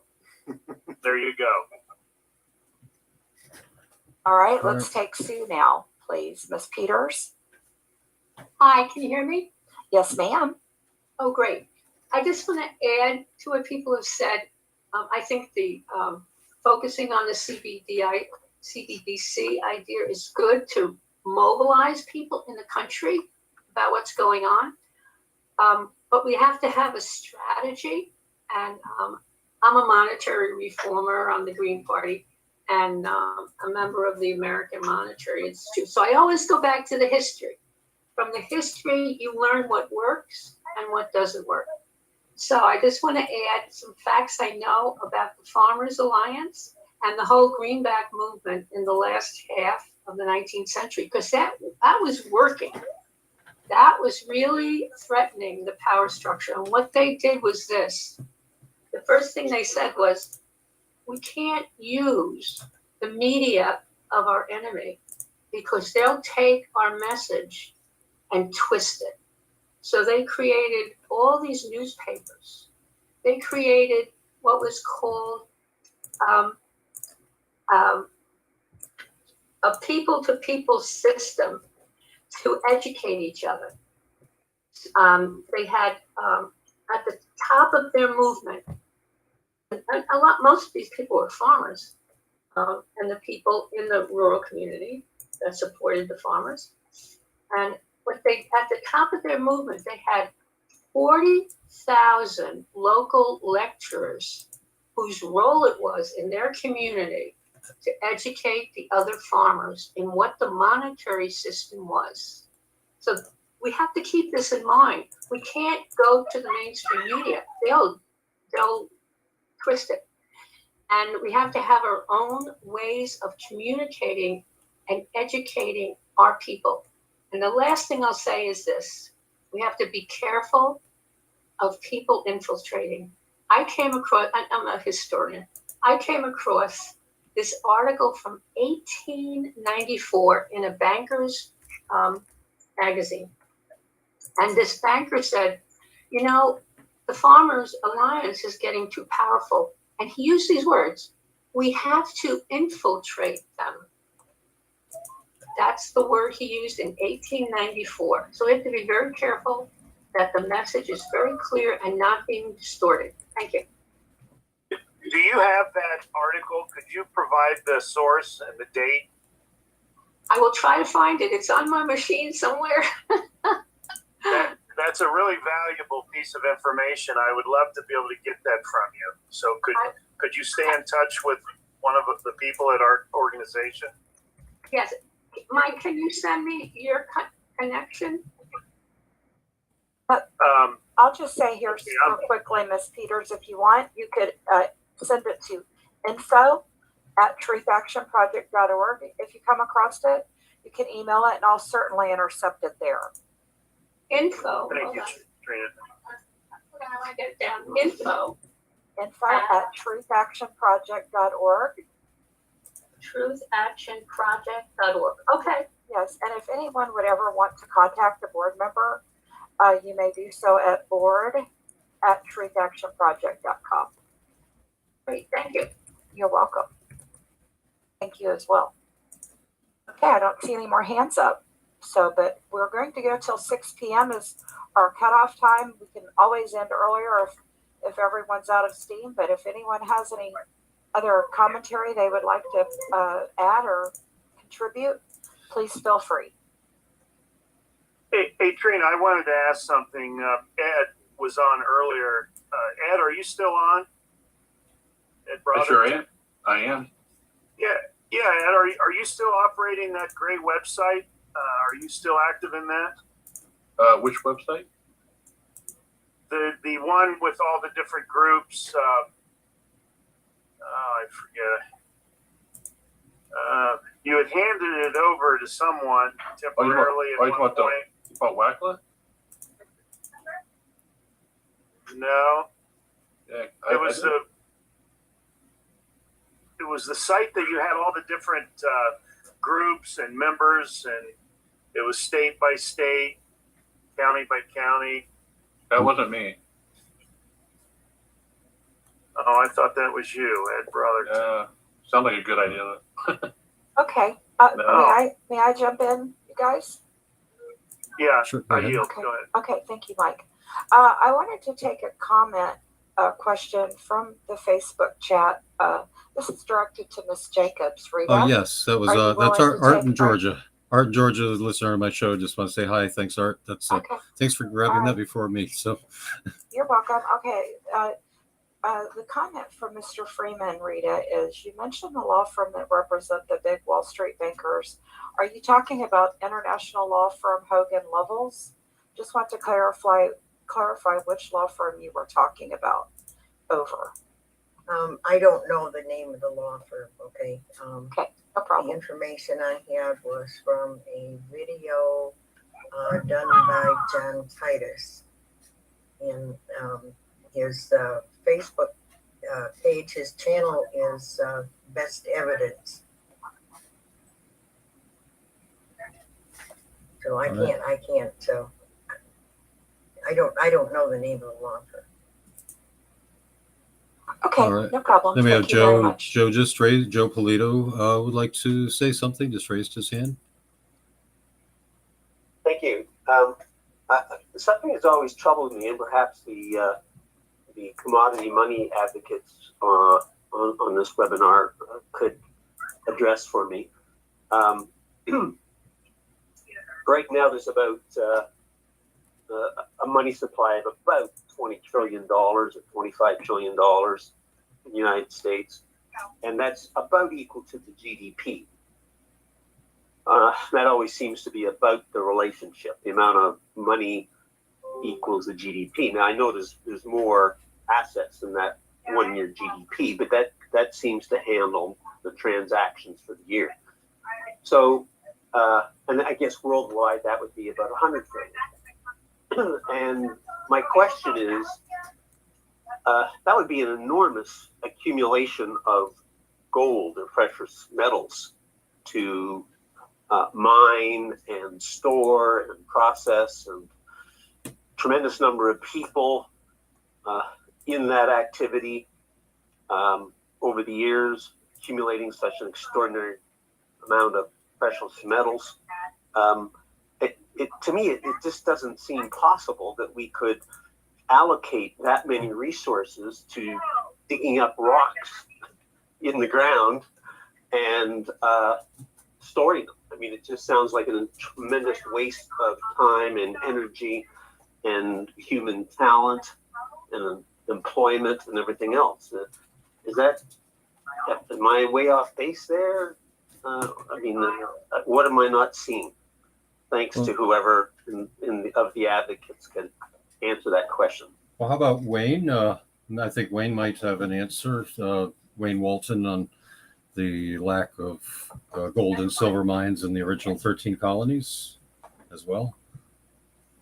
Yeah, gold and silver is never a good idea because it's by definition scarce. Right now, we're all suffering from scarce money. Does anybody have too much money? Right? Does anybody have too much money, or people generally that you speak to, are they suffering from scarce money? Well, gold and silver is scarce money. So if we have paper money now, paper and digital money now, would you change to something that's even more scarce? Right? So we're actually suffering from deflation with prices going up. So prices, meaning deflation where we don't have enough money, or generally speaking, when you have inflation, you have full wallets and full bank accounts. And that's not what people are suffering from. When you go to the store, there's lots of stuff on the shelf, but you can't buy it, you know? And so my point is that's a number one, any solution requiring a vote is a non-starter. And I just wanted to add, like, you guys are looking for something as a promotional idea kind of thing that makes it more entertaining. There's a documentary on YouTube called The Shillings from Heaven, or The Miracle of Wurgel. The Miracle of Wurgel is a German or Austrian town during the Great Depression where the local community started their own money system because money was scarce. And the money system that was scarce when the Federal Reserve was established, it was the money power controlled gold and silver, and they established the Federal Reserve with gold and silver. Then, during the Great Depression, with scarce money, the money system was gold and silver. Gold and silver is scarce. People were starving because they had lack of money. You need more of, so you need a solution. And the solution during the Great Depression was there's 3,000 local currencies that communities organically created because the bank money was monopolized, which was gold and silver at the time, and they didn't have access to it. So that their children did not starve, they created local currencies. So I'm a problem solver. Like you got to get to solve the problem, and to solve the problem, you need to have the ability to implement your solution. So there is no national solution. These guys do not like us. They're passing laws that are always taking away, empowering them and disempowering us. The evidence, the fruit is everywhere for everyone to see that our institutions have been usurped. They offshored our heavy industries to other nations. They're not looking out after our interests. They don't work for us. They work for the money power. The money power does not want any solution that threatens their power. So gold and silver was used to take our power away already. They switch from one system to another as it benefits them, and ultimately they have a monopoly over the existing paper and digital system, and they have monopoly over gold and silver. Right. And thanks, Wayne. as Is I there any mentioned, other advocates who can tell me how what I'm missing? Gold advocate. you mean someone who advocates gold-backed money? Well, I'm actually a silver advocate because that's actually what this constitutionally based the standard off of. That's our unit of measure. So gold is supposed to be measured relative to the silver. The silver is a unit of measure of 371.25 grains of pure silver, and then all the other gold is supposed to be measured based on that. And you're correct. There is no national solution to this problem. It has to be done at the state level. But that would be an extraordinary amount of silver. I mean, if it's going to hold its value, it would be just extraordinary. I'll tell you a little secret. When you say hold its value, you got to remember the gold and silver is the money. It's not the paper. So it's people forget about that part. You got to disconnect the Federal Reserve System from the gold and silver, because gold and silver is the money. It has a value. It has a value. So right, it has a value based. It has a value based on labor and all the costs it takes to mine it and extract it and everything. Yes, but here's the thing to keep in mind too. I'm sorry, I didn't mean to cut you off at all. But because of modern technology, you can literally run an entire world economy off of 1 ounce of silver. Believe it or not, you can literally do it. No, I don't believe that. I did a whole white paper. I did a whole white paper on it. Well, everybody wants to be able to go to the bank if things aren't looking good and take out their silver or their gold, right? Oh, that's correct. Then they know they've got something of value, right? It's like correct. a collateral. That's correct. That's where you get these. That's where you have state, like state. That's why you have to have a state solution, because then you have you have a state depository set up that actually holds the money, and it's bonded, and it's controlled by the people themselves. So like I said, there's a lot of nuance in these solutions. Like I said, it's too much to get into in this particular call. But again, Ed, I just can't see how you could, the amount of people involved in mining all that silver and storing it and guarding it and processing it, and it just seems like an enormous waste of human resources. That's what I just can't get that out of my head. I'd be more than happy to discuss it further. Like I said, it's it would take a long time to discuss it. There's a central point that both of you are missing, which is that the price of precious metals has been suppressed for the last 4 or 5 decades, and that if there were a free market in the price, it would probably be 4 or 5 times higher. So the comments about the physical amount of gold and silver would be monstrous. You're thinking in terms of the current price, which is fraudulent. Thank you. Well, David, isn't it true that that all that mining today is done based on a profitable price? People wouldn't be in that business and own mines and everything if it wasn't profitable at today's prices, would it?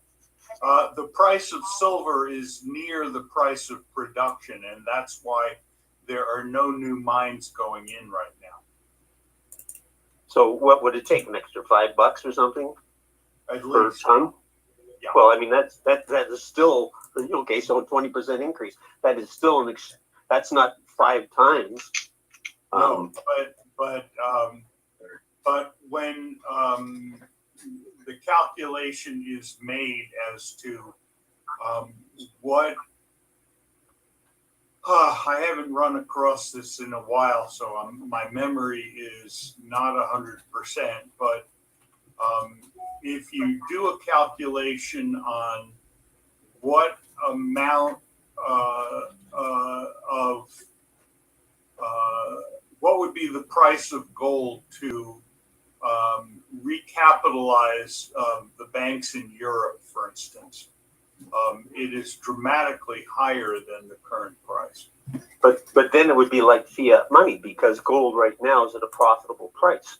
If you're going to make gold, no, it's not.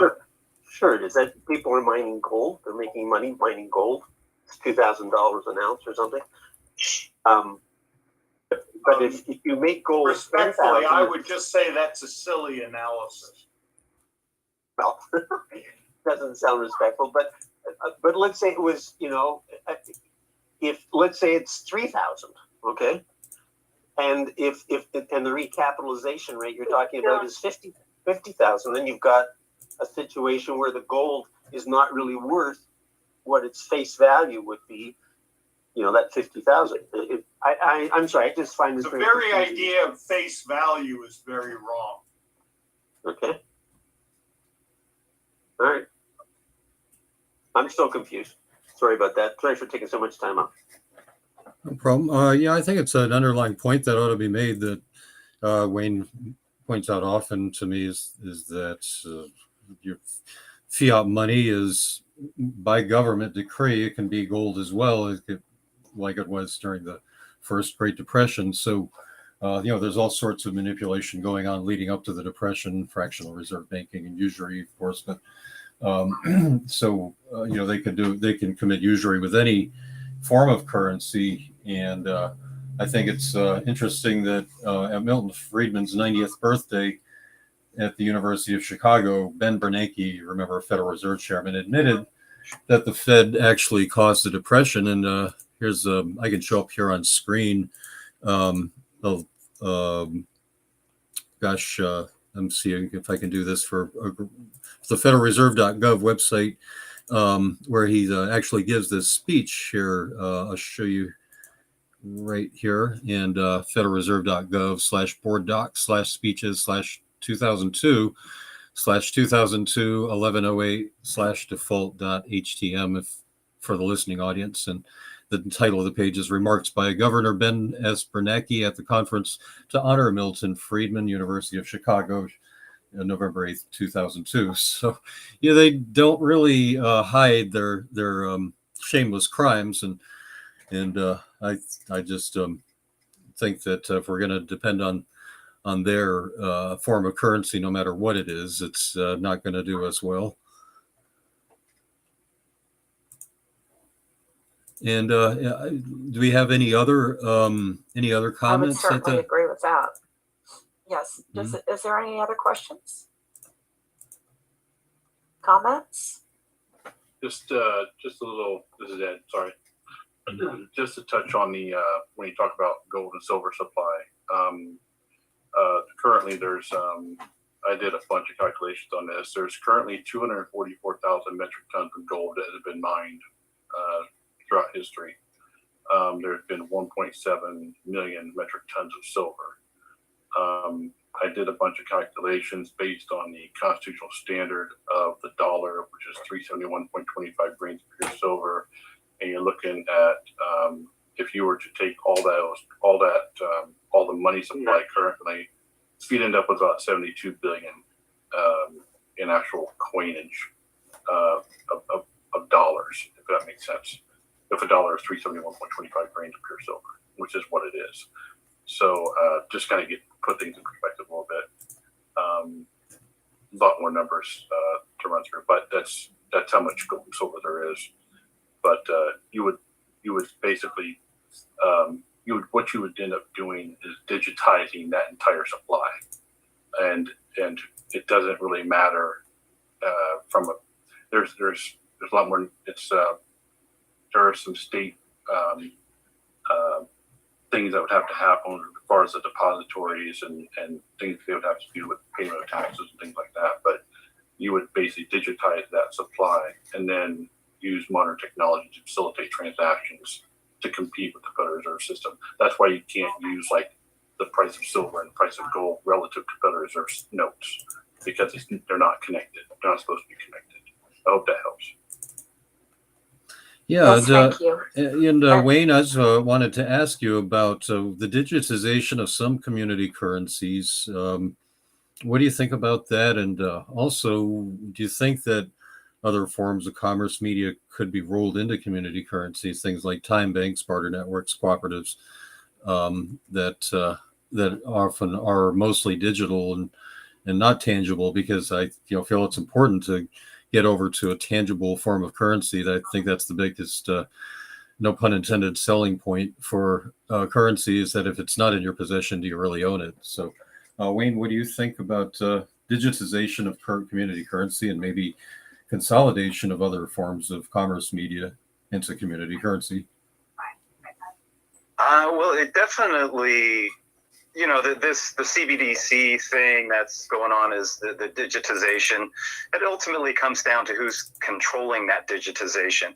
So if it's an international bank cartel, it's obviously bad news, where they're consolidating power. So I'm all about localism, because that's where we can implement our, ultimately, they need us. We don't need them. This is the parasitic class. And because we keep giving our power away to these alleged representatives, we keep getting usurped. And then we double down and we double down. We're like, oh, we need different representatives, and they'll represent them. And they never end up representing us, because the way that the system is doing exactly what it was designed to do. And that is to funnel all of the power up to the top. And that now that, these guys, World Economic Forum guys, they can make decrees and implement them, and they turn into prophets of sorts, because they're able to predict their next genocide or their next war and all that sort of stuff. Because once you control the money power, you're able to leverage the economic capacity of all the participants, and it only just comes down to idolatry. It's just, money is the god of Babylon, and until we dethrone that god, that dethroning comes when we take individual initiative to issue money, you individually as yourself, just like a restaurant owner does when they issue a gift certificate. So all you're doing is just trading gift certificates with your neighbors and your community. It's that simple. Because as soon as you do that, none of it is going. Then the government is asking you for money to do their public works, instead of the government just saying like, oh, we're going to spend all of this at the top, and whenever we're all done, you get some after that, or your businesses or whatever, that they don't drive out of business with their nonsense laws and fake pandemics. So until we are able to implement and flex our muscle individually down to the individual human being, that is our energy, our commercial energy. We issue the money as an act of law, right? A legal contract. When you issue an IOU gift certificate, right? And some people, oh, that's the paper money. That's just, you'll inflate it. Well, grocery stores aren't having problems with gift certificates. The airlines aren't having problems with their gift certificates. That's frequent flyer miles. You think of Amazon, You know what I mean? All of these Groupon, these are all gift certificates that we're already doing this thing. It's just that it's being done by these major corporations rather than us with local independent businesses. And then as soon as you get enough businesses, if I may just interject briefly, I'm going to have to run, but the problem we have is the conversation needs to be started regarding monetary policy among the sheeple. The sheeple don't know these things, and until they do, we can sing and shout from the rooftop all day long. They're not going to get it. We need the participation of the critical mass. So we need to start the conversation. I think we've got the perfect opportunity right before us with this forced CBDC policy. And Mr. Schwab telling everyone that they're going to get a $2,000 a month community account, and that's going to motivate people to take the mark or the chip or the CBDC chip in their hand. So we need to start the education process in a critical mass fashion. So I yield. Thank you, everyone. I gotta Thanks, go. Mike. Yeah, how do we Mike. get government to adopt it? And Wayne has told me about how to do that on the local level. Stop me, Wayne, if I'm missing anything. But basically, it's once you popularize the community currency enough, you get enough people, enough businesses signed on, and then you can approach hopefully get the Chamber of Commerce's endorsement, then approach city councils, county commissions, saying, well, we understand that you're always having these shortfalls. So how about you allow your public employees to be paid in a certain amount, certain percentage that they opt in to choose, and we'll throw in another percentage as a bonus, as an incentive. And is that something that's workable, Wayne?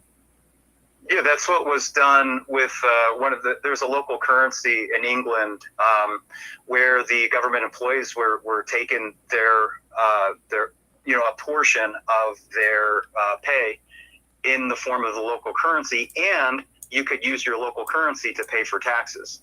So as once you have that, those two mechanisms ongoing, you've got it. You know what I mean?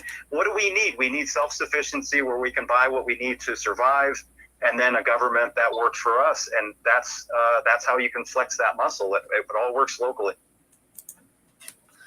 All right. Yeah, thanks for that, Wayne. How does I'm just curious, how is the state going to, how are you going to pay local taxes or pay state taxes for that matter? In that regard, because they're required to take accept a certain species by which to to pay the debts of the state. So how does that work? You're going to convert that. You're going to convert those local currencies into Federal Reserve notes at some point to pay the taxes. The state's going to require it. I don't know. Am I live right now? Or, yeah, go ahead, Wayne. We're going to close this down in a couple minutes here, Trina has to go here, but we've got to wrap this up pretty soon here. So go right ahead, Wayne. The way Anthony Michel handles that issue of convertibility to do basically exchange your local currency for a national currency is you do a 5% discount. So like, let's say you're traveling and you move, you're traveling as a tourist and you come into that town and you need to convert over. You want to because you get a 5% discount. So you come in with $95 and you trade it over. Now you've got $100. Just as a, you shouldn't use dollars. It's got to be a separate name. But nonetheless, you convert the currency over so that you give a benefit for people to transact in the local currency. Okay, well, how do you pay the taxes with that? You convert from your local currency to the dominant currency, and then you pay the tax with the dominant. What would be the point of the local currency then if you have to eventually convert it? Because you get the discount and you build local. So as that local currency is being transacted, it stays home. You'll get some tourists here and there, or some collectors that will take the currency and they want it to come out of the community. But the currency works in that community, so the people using it, they continue. if you live in the community, it's to your advantage to keep using the local currency because you want to build local self-sufficiency. So that's why you do it. But if you're somebody that's, you're leaving it, or you need the money to leave the current community to pay for things at like Walmart or whatever, then you convert back to the dominant currency. Okay, thank you very much for the answer. Appreciate it. You're welcome. Great. And finishing up here, let's get to Rita, get some closing remarks from Rita Howard. Real quick, Chris, we would like to hear Rita and Howard close. But Blake, I wanted to give you an opportunity. We haven't heard yet from you, and you have your hand up. Sorry, folks. I didn't see that people had their just hands up. briefly, we'll go ahead. We'll take his, and then I'd like to hear Rita and Howard close us out. Yeah, I just had a general comment. It sort of dovetails into the local take back of money, and it was just the idea North Dakota Bank is doing it. I heard that earlier in the talk, but just at the city level, just buying back property. Buying back the loans, the mortgage loans, and taking that from the private bank into the public loan. And then as the homeowner, still pay interest on that loan, but that's now going to take the place of a property tax.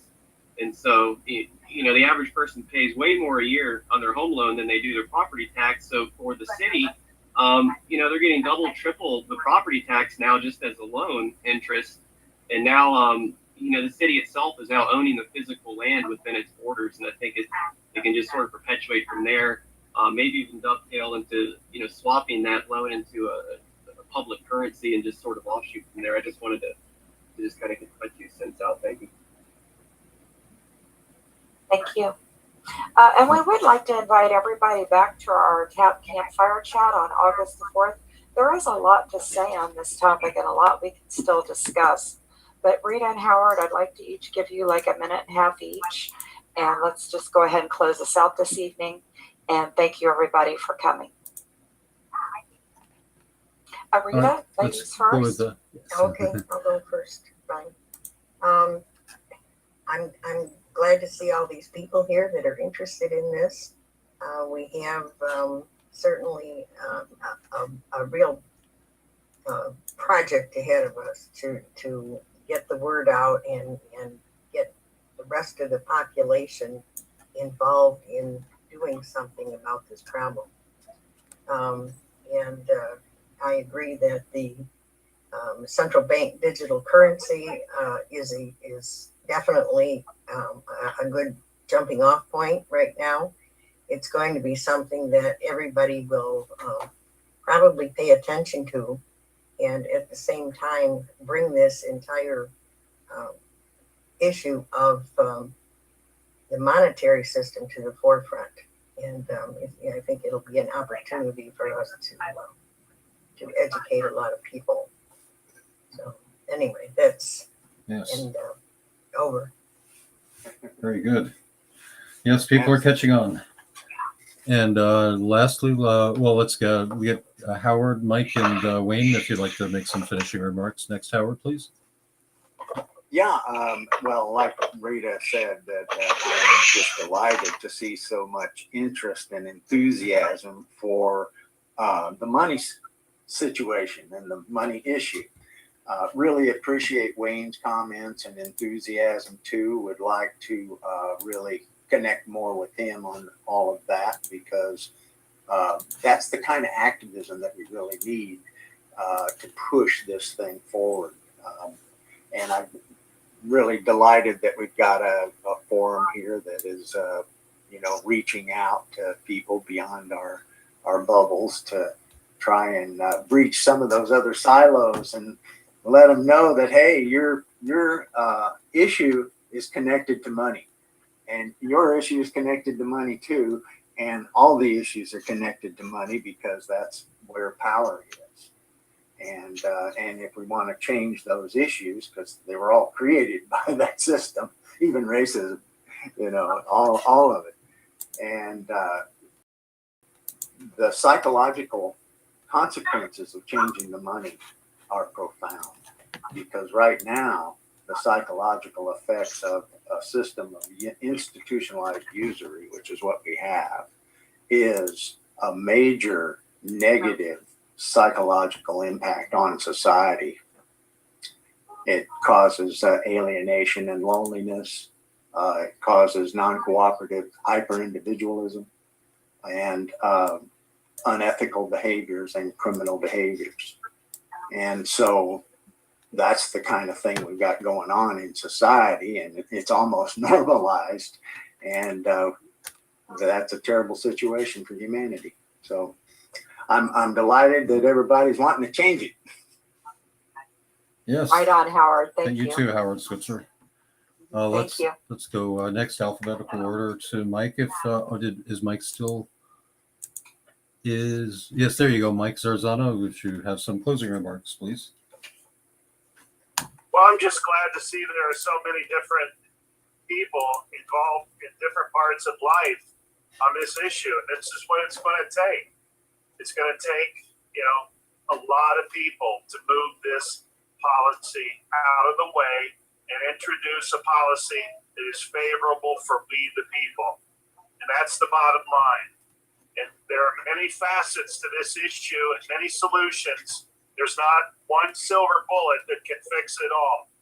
But with a collective effort by we the people, it can be saved, it can be utilized, and the people can have a reliable source of financial policy to manage their money, their government, their assets. And the conversation needs to be started. That's the issue. We really need to focus on a critical mass conversation in our counties, in our cities, in our commission halls, city halls, and people need to get active. And unless people get off their butt and get involved in the public town, city hall environment, nothing is ever going to happen. And I'm not talking about politicians. They're our enemy.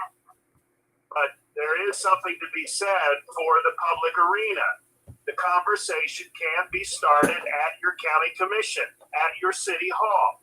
And this is where people really need to understand and weaponize our county commission boards. We need to weaponize the city hall.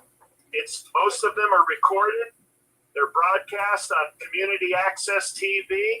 You can give out your website, give out your email address, even give out a phone number for people to contact you.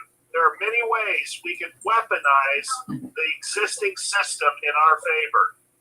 I think that's all I have to say. Thank you very much. I yield. Thanks, Mike. I wish they hadn't done away with community access TV here, like in Pinellas County and elsewhere in recent years. I remember doing that. That was a great way to get the message out too.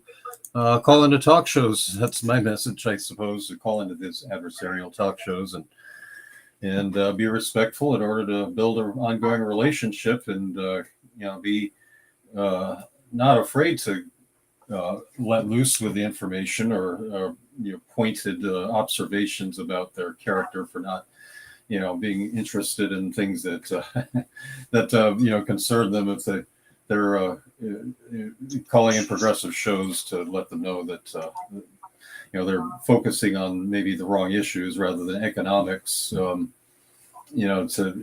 they care about their future, their children?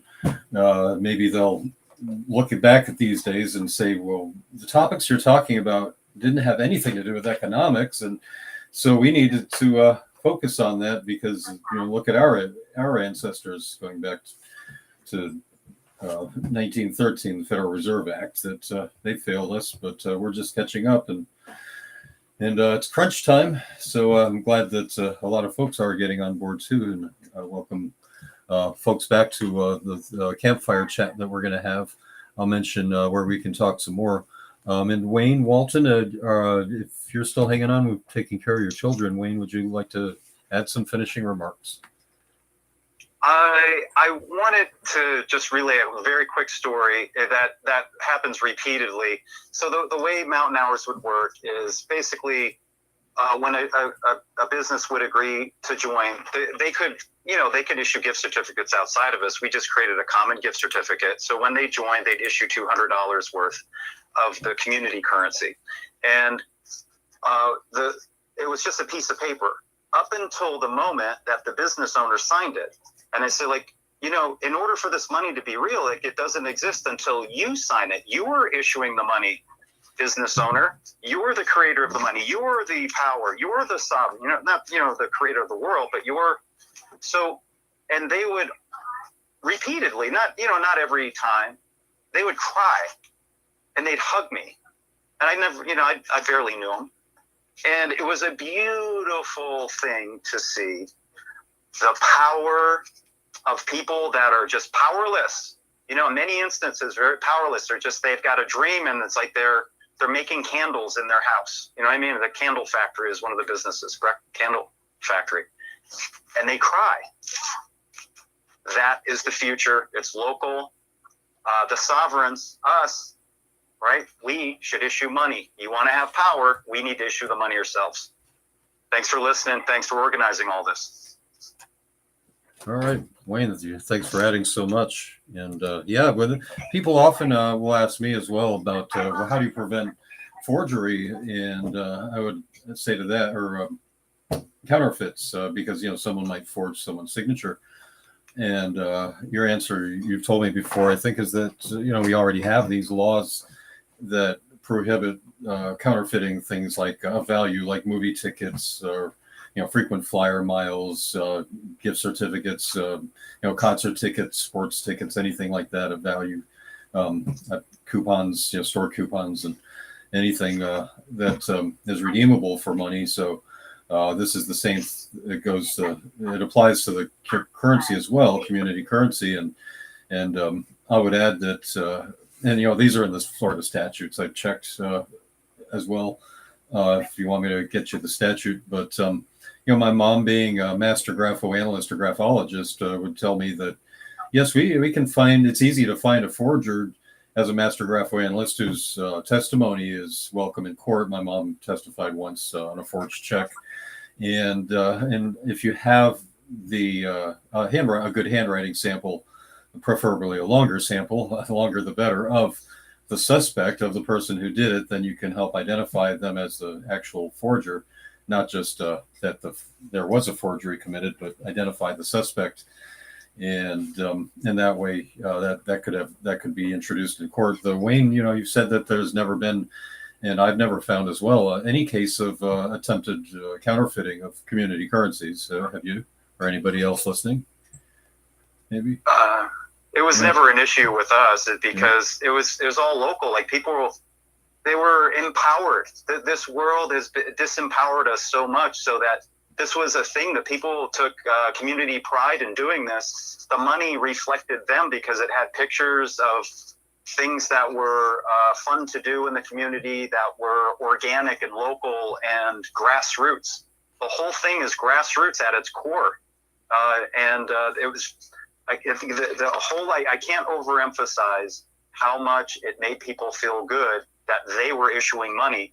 This thing that we're chasing our whole lives, enslaving and sacrificing our life's energy towards, now it became rather than it being a dominant master, it's becoming a servant, and that's the way it should be. Wayne, you mentioned earlier the power of the powerless. That's one of our vice chair's favorite books. He always mentions by Havel, the power of the powerless. Citizens Against the State in Central Eastern Europe is the name of the book. But it reminds me of that, the power of the powerless. Right now, we can find our power, but it's going to take some concerted efforts. So thank you. That's all I have to say. Over. Good night, everybody. All right, good night. Yeah, I just want to let's remind folks. Howard, did you have something to add? Oh no, I was just twinkling. All right, he said waving us goodbye.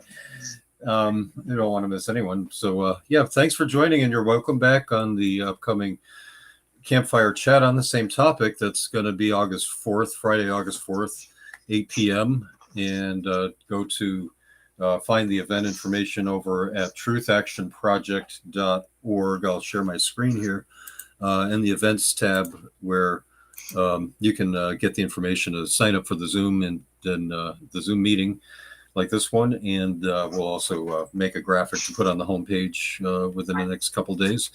But for now, you just go to the events page, and you'll find the July August 4th at 8 p.m. TAP Campfire Chat on monetary reform and the truth about money. So I want to thank everyone again for joining us, and you're always welcome back, and tell your friends and tell them the good news if you felt good about the show. All right. Good night, everybody. Great job, Silver Crushers. Slay the dragon. Yeah, that's it, Wayne. Good night. Good night.